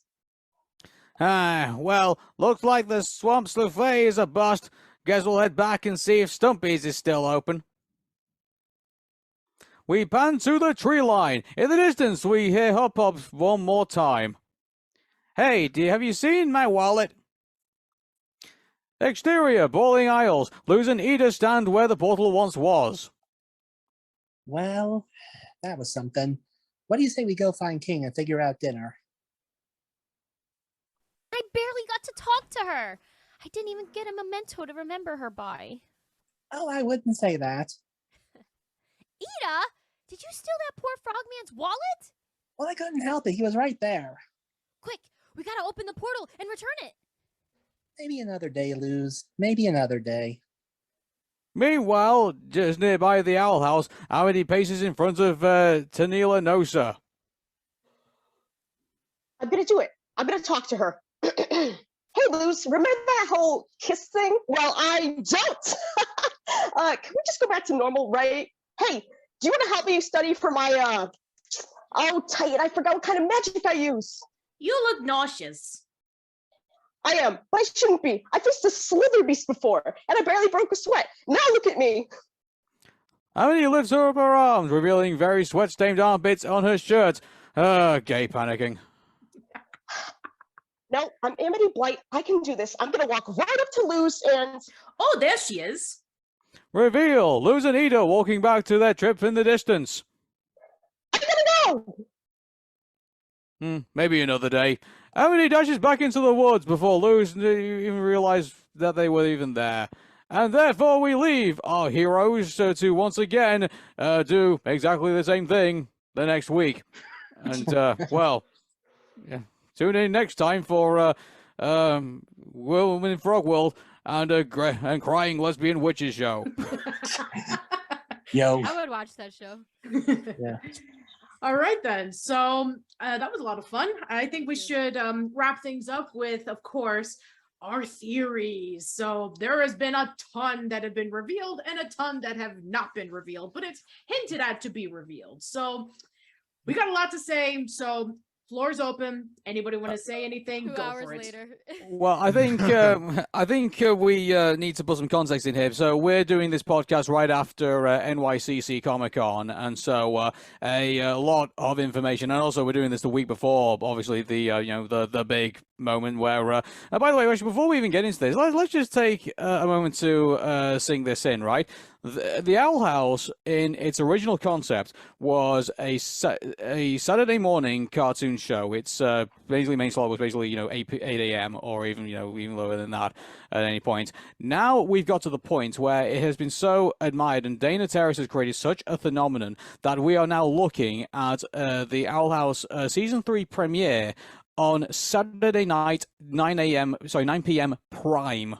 Yes. Okay, like this, back in the 90s, you would cry out for something. This would actually just not happen. You would not be getting Saturday night at 9 o'clock on any network, for that matter, for anything like this. Like this is. I mean, besides Amphibia, this is unheard of. I mean, for a show to basically go in this direction. So Dana Terrace deserves a lot of credit for, regardless of whatever you may think of it, just to get it to this point, and for Disney to even get it to notice as well. So, I mean, first of all, I want to get that out of the way. Basically, so where we leave off from season 2B is that we get to the point where they've gone through. They've lost King. They've lost Eda. They've lost everything. They've basically, the Collectors basically just destroyed the Boiling Isles, and they've been thrown into the human realm. And so, I mean, I think we'll probably just start off with the basis of that. So it leaves the door, and Camila opens the door, and Lou says, "Hey, Mom, I'm back." And now we're not going to go into the 6 minutes that No, are we're going. not. We're going to talk gonna about that next week, because that's We're when gonna- the episode will be. Exactly, yeah. So we will get to that eventually.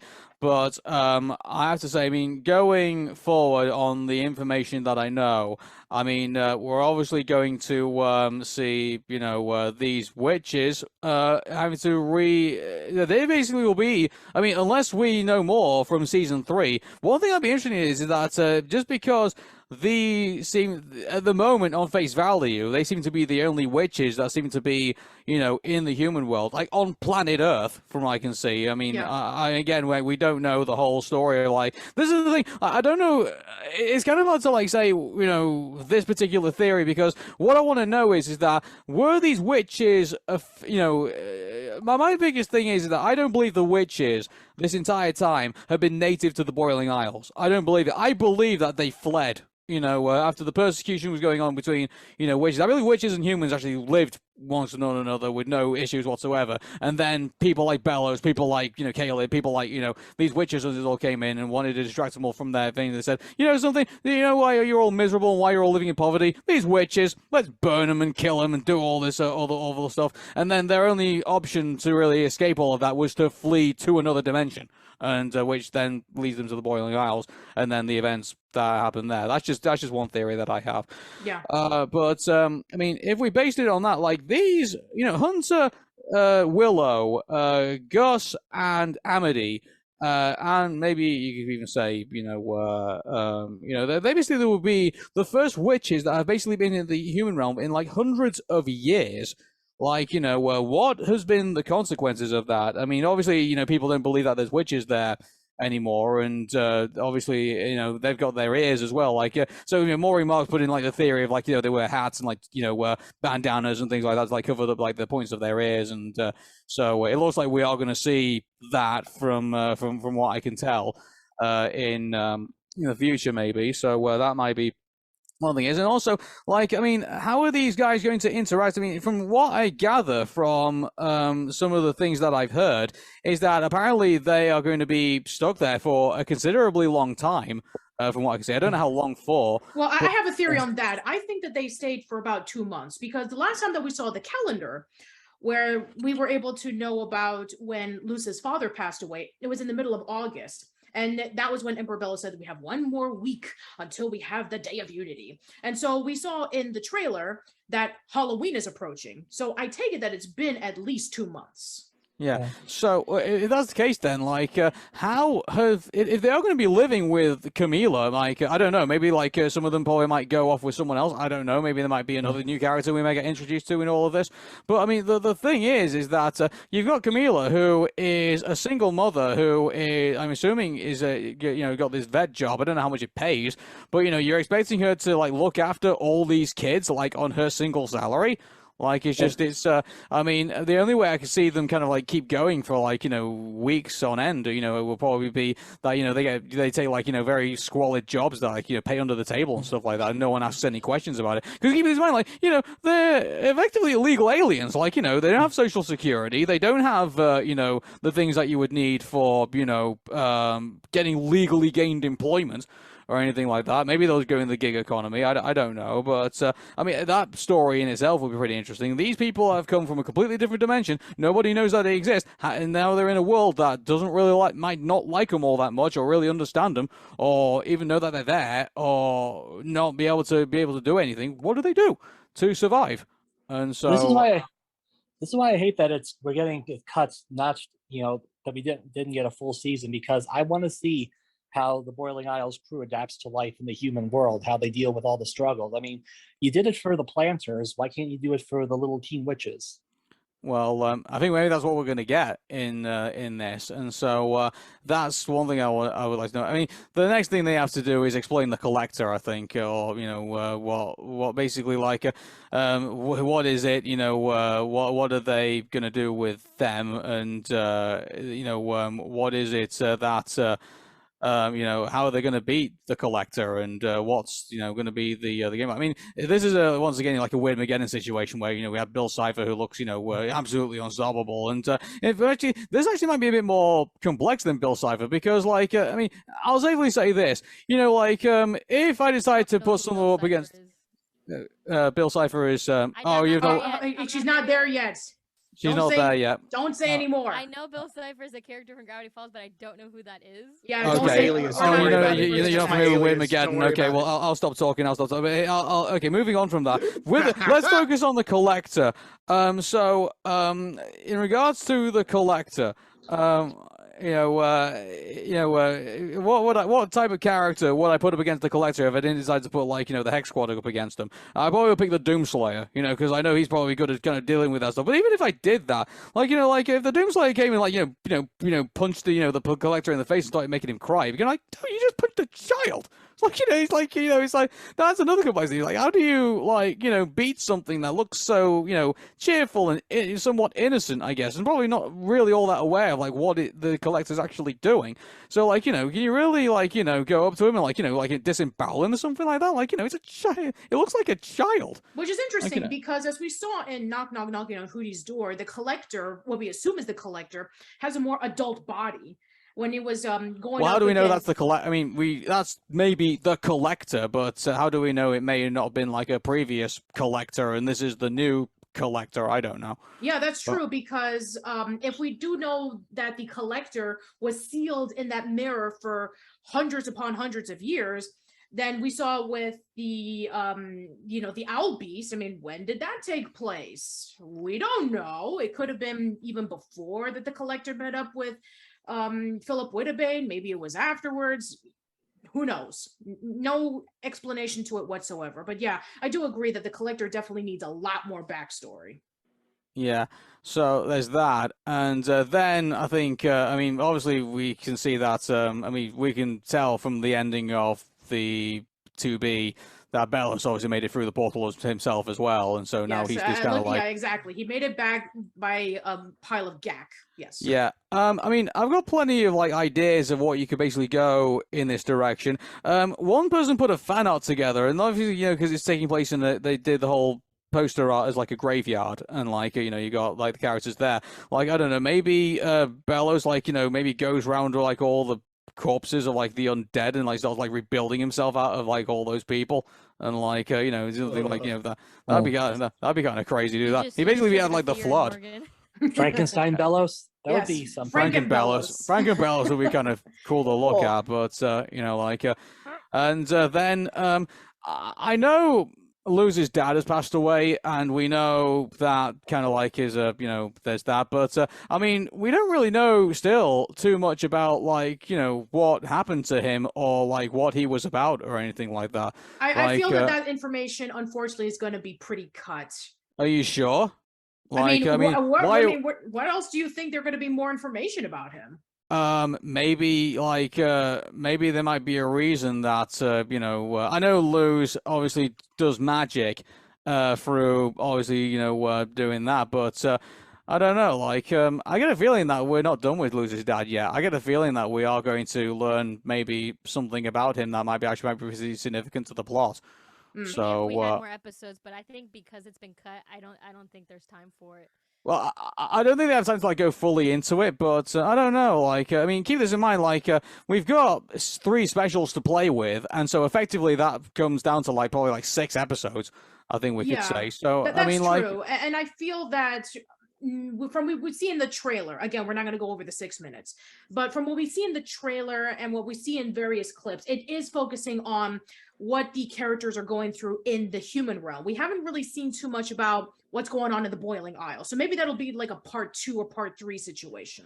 My opinion of what's going on in the Boiling Isles, I sort of share Mooring Mark's point of view, where it's, I think, basically it's like Mad Max, and like, the whole place is like gone to shit, and they're all like having to like, having to wear like all these things to like protect themselves from the Collector and stuff like that. Like, it's sort of like a Mad Max / Skynet situation where they're having to fight against the machine, and maybe they're fighting the Titan Trappers, maybe like because they're all fighting for the Collector, so maybe they're there having like a civil war, like that's going on right now, and they're all having to like survive, and like all the craziness that's currently going on. So that seems to be the direction. That's, I mean, keeping I'm sure everyone here's seen Amphibia, haven't they? So like they've seen it like from start to finish. Have they? Sure. Like, okay, yeah. So like they go back to Amphibia, and you can just see it's all just kind of like obliterated, and like there's this whole resistance currently going on. Maybe the same thing's happening in the Boiling Isles right now. Possibly. Yeah, and.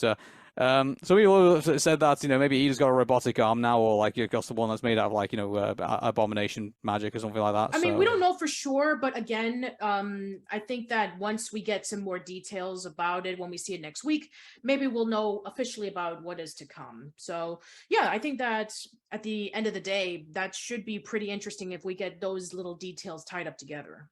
Yeah. So, I mean, in regards to Lumity, I mean, I think this is going to be, I think we are going to have like the whole, like, you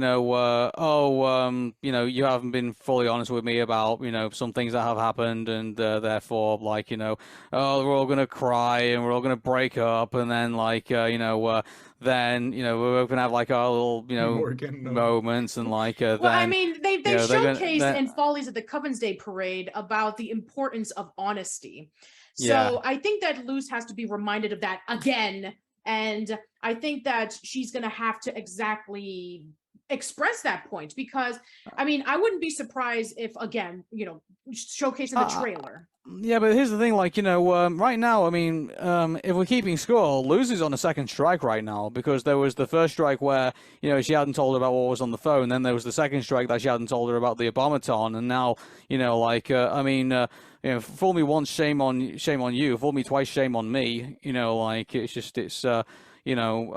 could see something kind of like going, on, with that, you have to put, also, you have to play the drama, to get things going, and that's originally going. But mind you, like, I mean, that's not the worst theory that I have, and this goes to like, the crux of the entire show. In the very first episode of the Owl House, what's the one thing that we saw in that was that Luz was trying to get back her, Good Witch Azura book, and Eda nearly turned it into kindling.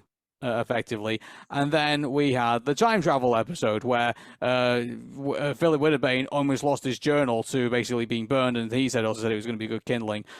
I can see a situation where Luz decides just to give up, and say, what, I'm going to go, these time portals must exist somewhere. Maybe she knows, like, from Lilith how to basically find them in the human realm.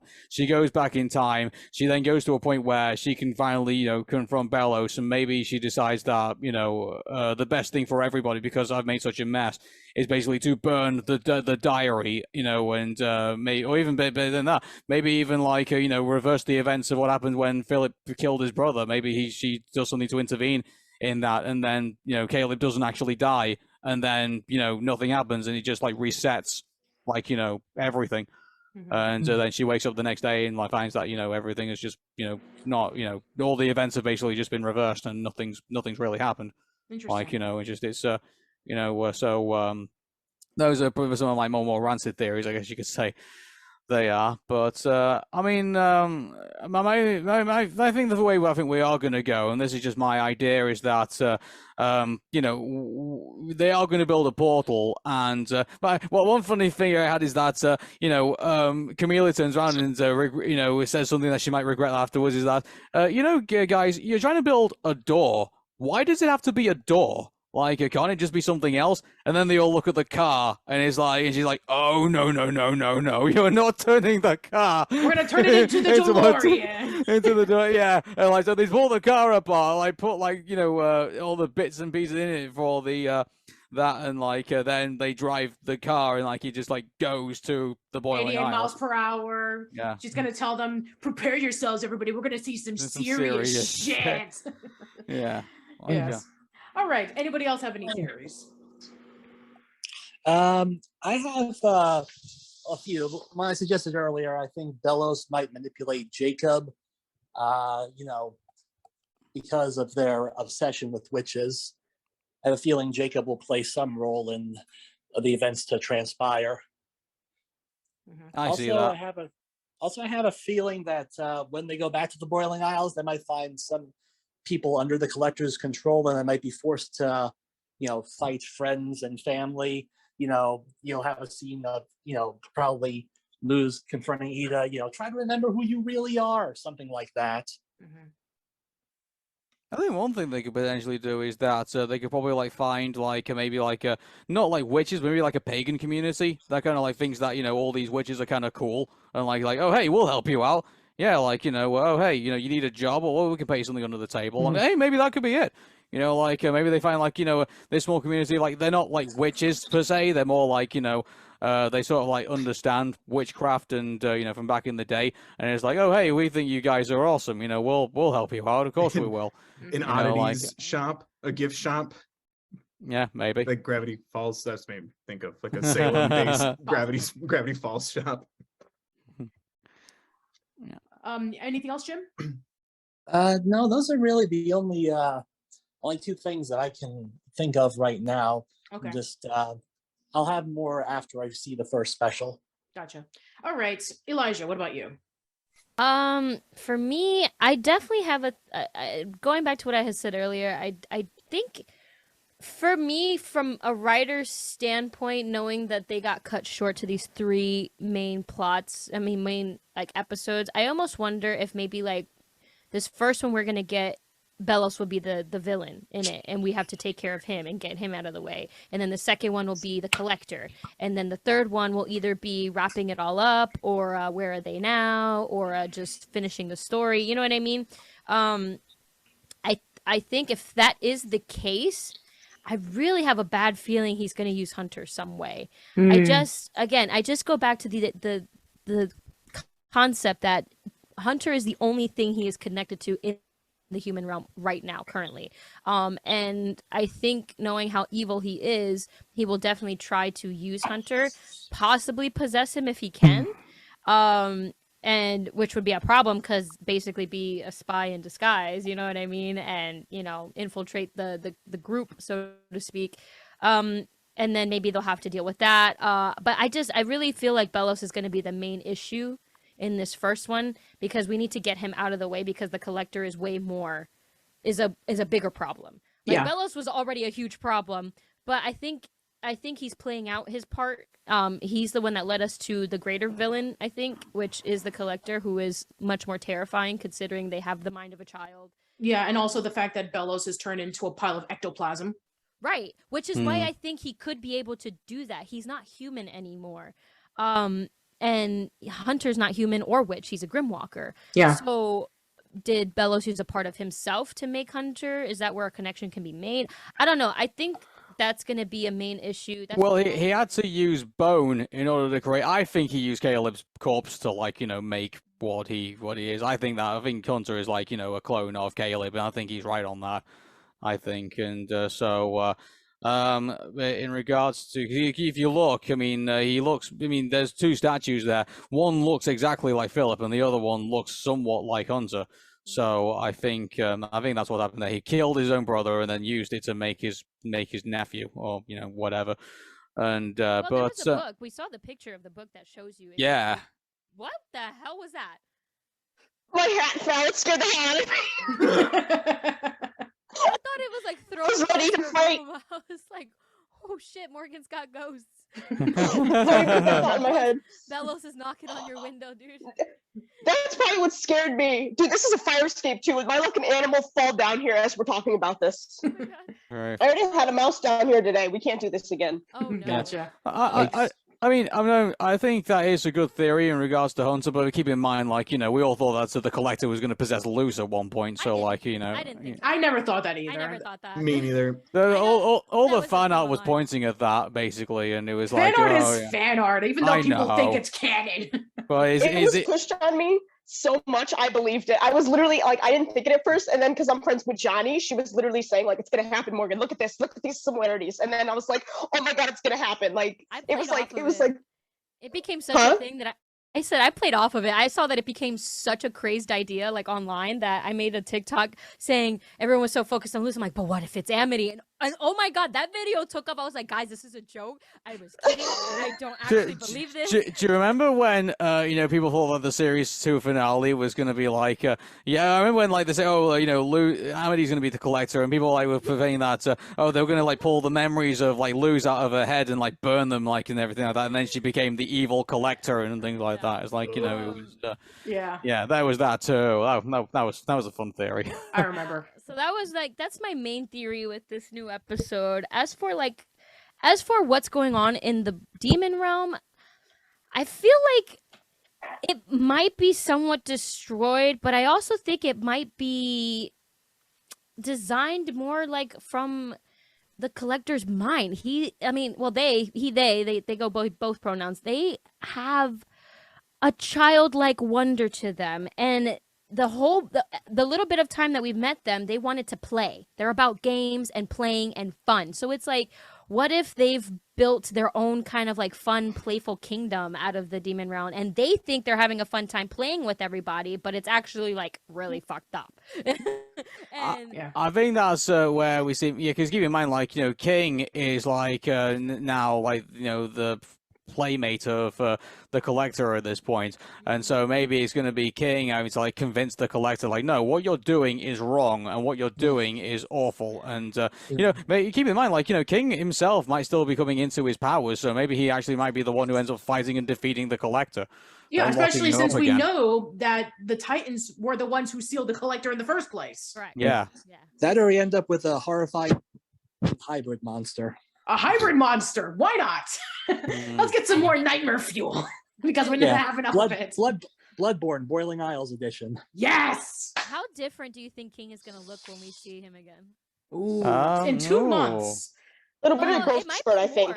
It might be more than 2 months. Like, sure, we see that, like, maybe there's going to be a Halloween thing, but maybe it takes him even longer to actually make the portal. That is true, yeah. I mean, we just saw from, like, the bits of pieces from the trailer, but you're right. It could have taken much longer than that. Who knows? Maybe King will pull off a Polly. Do you know what would be fun? Like, like Luz and, like, all her friends trying to fight the collector, and, like, they're just getting swept aside and beaten up and everything like that. Kind of like what was going on with Bellos, and, like, the collector's, like, there monologuing to himself, like, saying, like, you all should be playing with me. Like, I am the ultimate playmate, and, like, I know what's best for you and stuff like that. And like just behind him is like just this big massive titan that just rolls and puts a shadow like across it, and the collector just turns around and King just says, "Playtime's over, collector," and just boom. Oh, that would be so fun. That would be fun. Yeah. All right then, Morgan. That's pretty much it. What do you got? I'm not really good with theories, but one theory I came up with when the promo art came out was this was based off of them being at the graveyard. I was thinking maybe to find information on the portal, they would be going to relatives of the Wittebens, trying to dig up like maybe the secrets are buried with them, or in the promo Disney released the other day, it showed a quick screenshot of them going into a basement of some kind. So I'm thinking maybe they tracked down the Witteben like bloodline and seeing if they have like any old like files perhaps on how maybe they got to the Boiling Isles, or maybe they themselves created the door. I don't like, my brain's kind of all over the place at certain points, so like there could be, I'm totally off, but that's been my like main theory, is that's where they're going. That's, because they're obviously in this episode, they're trying to get home. So it would make most sense because the Wittebens were the only ones to go to the Boiling Isles successfully. So it would make sense to me that they're going through like old family archives and seeing if they have like any heirlooms or things like that to try and get like the secrets of how they built the portal out of human materials or something like that. But that's all I really got. So. Sounds really interesting, actually. Yeah, I mean, in regards to that, I think they will have to like do obviously that. I mean, one thing that's the reason why I ended up meeting like Jacob again at some point, because like he knows a lot about what's going on, and the one thing they have to do is like set him straight. Like, look, this isn't about freaking aliens trying to like capture your teeth. Like, this is this is what's really going on, and like. They have to set him straight on that. And who knows, maybe it might turn. Maybe I might say, oh, hey, yeah, I'll help you guys out. Yeah. Well, that could be one thing. But okay. Bill? Oh, What do you got? I'm well. He's chock full. Yes, I'm sure Morgan, he is. Morgan's been like amping me up. Right as 2A was finishing, I made the Hootie Hole Theory video, which started as a bit, and then I slowly, while writing it, I stand by, and now I stand by it more and more and more as we progress.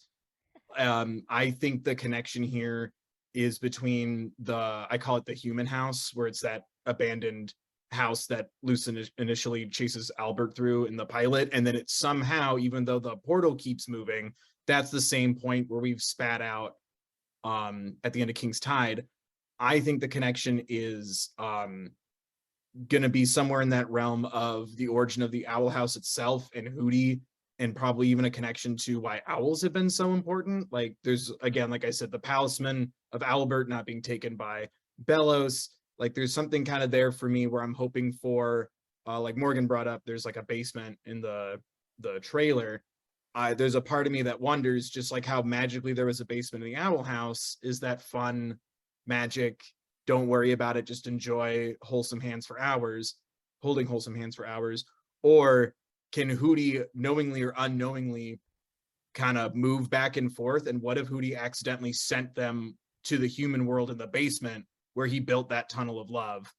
Like there's little threads that I keep connecting the more I keep rewatching the Owl House. But my biggest thing is how Hootie is a door. He can remove himself, yes, but when he doesn't have a base, he connects into the ground, the Titan. I think he's a parasite, like a worm you would get, like a tapeworm, and he's been siphoning Titan's blood, whether he knows it again or not. And I think that's where we get the Owl House, the portal door, and I think there's going to be a connection there between Hootie and a way to get back, or something that I thought a little more recently, King is going to convince the Collector it's not the Owl House game without Luce, bring him back, and it's going to be all these, times for our characters to engage with each other, process what happened, fun and games, the clothing and everything, like the shopping montages and the fun things like that, the Hot Topic Amity, like Alicia's wallpaper. And I think while they communicate, learn, grow, Bellows Venom suit, Hunter for sure, because you can't just do that and then do nothing with it. Like you can't drip trauma on the boy's shoulder and go, it's fine. I think it's going to be a lot of trial and error and like character moment and growth, like kind of glass bottling in a sense. Like here's how they're failing to make the portal but growing closer together, the secrets that we keep from each other, Gus probably already knowing something that's going on with Hunter but waiting for him to talk about it. And then either it's going to be a Hootie accident, which I still really want really badly, or King is going to convince the Collector it's just not, this isn't the Owl House game without Luce, without my sister, without Amity, without everybody else, and the Collector's just okay.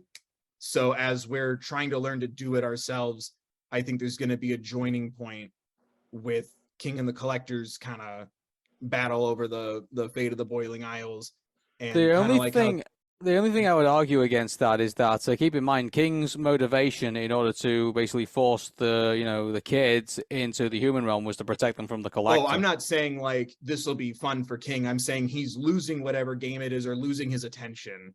Like let's play. I'm bored of this game, and it maybe not so much King, but the conclusion being, well, wait a minute, some people left. Let's bring them back and play this for real. And that's how King kind of continues to keep his focus and attention on let's play the Owl House, because he's done that before where he's like stalled for time or lied. Every time we seem to come across like a mysterious character, keep in mind, like, we had Creepy Luce before, like, then it ends up being like, one of the most adorable characters in the show. Like, so, I mean, maybe the Collector potentially could be that, maybe we're probably misunderstanding this Collector. I mean, from the looks of it, it looks like just like, some kind of like, immature child who just wants to have like loads of fun. Like, he's like an innocent version of the Joker, pretty much. Like, and so, yeah, well, like I said, that's a little more of a recent thought. I noticed nobody's poking holes in the Hootie Hole theory, that Hootie's what's connecting us all. Yeah. It could be a possibility. Who knows? All right. He's at least part giraffe. Sure. At this point, why not? Maybe Trust that's why me. Gus is creeped out by him, because he is butt Trust trapped. me, he's a weirdo. I've done. You can see it in the puberty class. He You has know like what, guys? a poster. You know what, guys? It's- I just realized, we've left out something pretty big there, and that's Gus, uses illusion magic on Bellows and actually discovered like a lot of what his memories and everything like that. He's got those now. So yeah, I mean, like that's one thing we haven't really talked about in that, is that what's Gus's role going to be in all of this, and is he waiting for Kunda to open up, or is he like just subconsciously like got these memories now, and maybe he needs like a way to like access them in some way, like because he looked, out of a lot of them, he looked the most traumatized out of what had happened. Like he collapsed to the ground and started crying. he's also the youngest. Exactly, yeah, exactly. And so and I love how Hans is like playing that big brother role with him as well, like making sure he's all right and everything. And I can only imagine he's going to be the one who keeps him out of trouble. So Well, they do yeah. let the pain be shared with the spell declared in their secret handshake when they kind of like boop heads towards the end of 2B. Oh, like shit. I'm terrified. Like Gus already, I think, knows that Hunter like is at least like more connected to Bellows, if not a Grimwalker. But yeah, they do, when they do their little like haha headbutt, we talk about our feelings. We're buddies now. As they're about to save Amity and the Lumity kiss happens. They headbutt and it's dead ass like the same framing of with the spell declared, let the pain be shared. Possibly. All right, I guess it's my turn. So I think that the loosening ends that I would like to see tightened up, and this is something that I stated in season 2A. I now think of this even more than ever. I stated that there has to be like some sort of connection between the Clawthorns and the Widowbanes, because where did Ida find the portal door? At the location of her house, like her backyard. And also, when we first learned about the Widowbanes, where you weren't the first human who was in the Boiling Isles, and this is when we learned that we got some information that from a long time ago, my great grandmother was able to tell me about that this human came in and that his stuff is in the library right now. So nobody else has ever brought this up in the entire series. Like, no mention of Philip Widowbane, no mention of the diary, nothing like that. So why is it that only she knows? And I thought that maybe they lived together, maybe they were friends, maybe they were related, who knows? So I think of this even more now than ever, that there is definitely a connection between the two of them. I don't know how. I don't know if it's because they're related. I don't know if it's because they were like really close friends. I have no idea, but I really think that there's going to be some revelation of it pretty soon. Another thing that I think is going to be revealed is that maybe at some point during the Boiling Isles scene, maybe there's going to be the discussion about what's going on with the witches that didn't involve with getting a part of into the coven, because we saw this in Ida's Requiem, that the Bards Against the Throne, aka the Bats, and Ida were able to help out the witches who were almost about to be captured, but they escaped. The Selkie Damas escaped as well. So there has to be like some sort of connection there. Like, it's all going to come back. Maybe the Bat Queen will be able to come back, and maybe we'll find out some information about who her previous owner was, even though that's been hundreds of years. Also, another thing, I suspect it have been like the previous Titan. I think, like, well, I mean, maybe considering how big she is, absolutely. Yeah. I mean, it has to be like a giant. But yeah, there has to be like some sort of connection there. And also you mentioned earlier that Jacob definitely has to be a part of all this, because he's the knowledgeable one of the history of, Gravesfield. And also, this is definitely not the last time that we're going to see him, even though that he was kicked off by Camila's Chancla. And I know that there has to be some more information regarding about all the little loose ends with all the other characters. I know that probably some of them won't be as in-depth, but those are like the loose ends that I can think of that nobody else has mentioned yet. Maybe Camila's going to be the hero in all this. Maybe she defeats the Collector with the Chancellor. Maybe, yes, just seeing with like this red mark on the side of his face. Maybe, I don't know. Possibly, who knows? Now put it back. Well, I mean, have you noticed her hair? Either it's from time, meaning more than probably a couple of months, or trauma, but she has a gray streak running in her hair in that poster. Yeah, for Sorry, sure. Morgan. And Oh, I someone's also phone. noticed that I'm still in the podcasting right now. We could hear you, Morgan. hey, how you doing? Whoever's on the phone, hi. I'll change my Anyway, car insurance. What's up? That was my sister. She doesn't understand. I'm doing a freaking podcast right now. that's okay. All right, okay. My other phone case, Morgan. And that's just my poster. I love this thing so much. I got a phone case of it. Oh, that's very nice. That's a good one.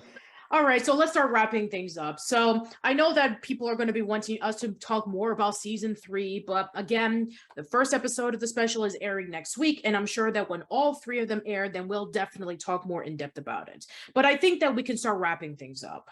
Yeah, I mean, like, in regards to 2B, I mean, obviously, they did the best that they could with the time that they had that was available. I mean, I'm sure we would have loved a beach episode. I'm pretty sure we would have loved so many other things in that. But to keep this in mind, like, in Season 3, I mean, even Dana said this herself, like, this gives them an opportunity to kind of, like, do different things, you know, in regards to telling the story. So there is still a possibility that, you know, they could still be able to tell all the stories that they want to tell them just in smaller length, you know. Yeah. So it's still a possibility that we might still be able to get everything that we want out of the show. I mean, obviously there's going to be some, like, you know, stuff that will have to be omitted, but you know, that's when I would say, like, you know, do a Marcy's Journal situation where, you know, you can you know, write up on everything that didn't get put into the show.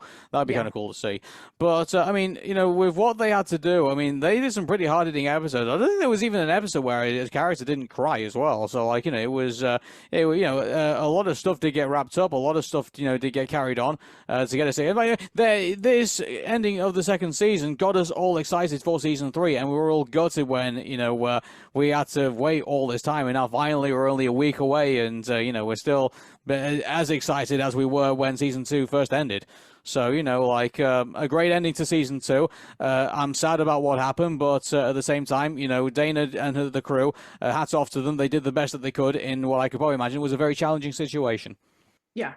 And as somebody who recently saw the Are You Afraid of the Dark miniseries, where they had like 3, 4, 6 episodes to work with, they were able to tie it all together into a cohesive story. So I'm sure that if they are able to just get the main plot points together and being able to tie it all and be able to have people satisfied with it, I'm sure that they'll be able to do a good job.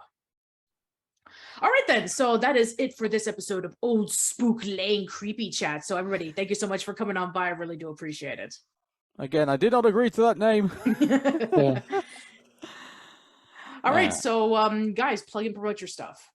You can listen to the Arun Mehta Show if you go to Twitter at Arun Mehta Show. That's ARUNMEHTASHOW. If you want to ask me a question on Tumblr, it's arunmehta.tumblr.com. And if you want to check me out on Reddit, I'm at Arun Mehta Show. You'll find me either on the Amphibia, the Owl House, or you'll find me on the Hey Arnold subreddit. So I usually hang with those, are usually my usual haunts. Either that, or I basically just, you know, go on random places. So anyway, shout out to everybody, and shout out to the Owl House fans.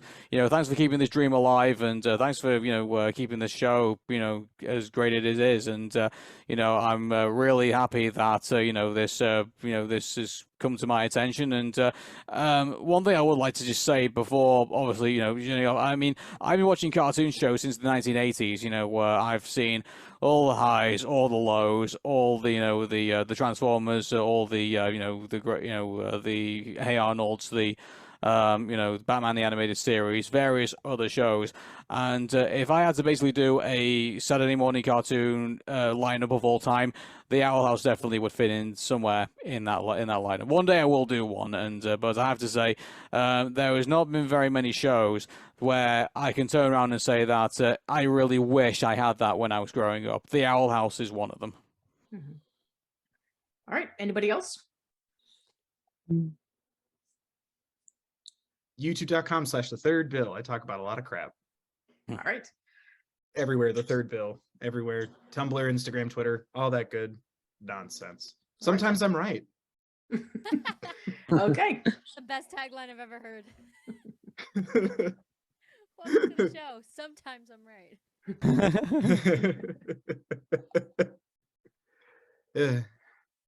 All right. Anybody else?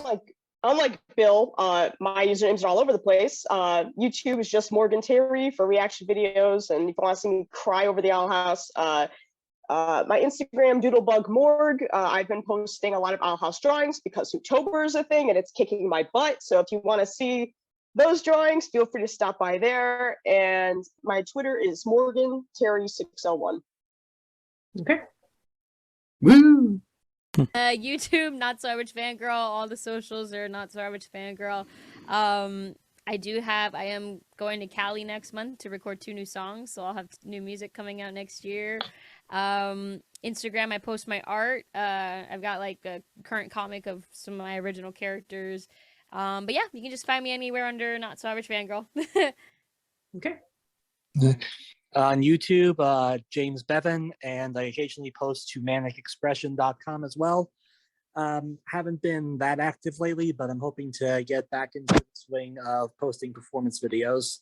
So, just wish me luck and hope that my performance still hasn't diminished after being absent for so long. All right then. And as for me, you can check me out on oldschoollane.net, youtube.com/oldschoollane, facebook.com/oldschoollane. I'm on Twitter at Patty_B_Miranda. You can check out the podcast on Anchor, Spotify, Google Podcasts, Apple Podcasts, Stitcher, Radio Public, all those places. New episodes of the podcast will go there first, and then they'll go up in a few days on YouTube. Next week, continuing on with Old Spook Lane, we will be talking about the season 3 premiere of the Owl House, thanks to them.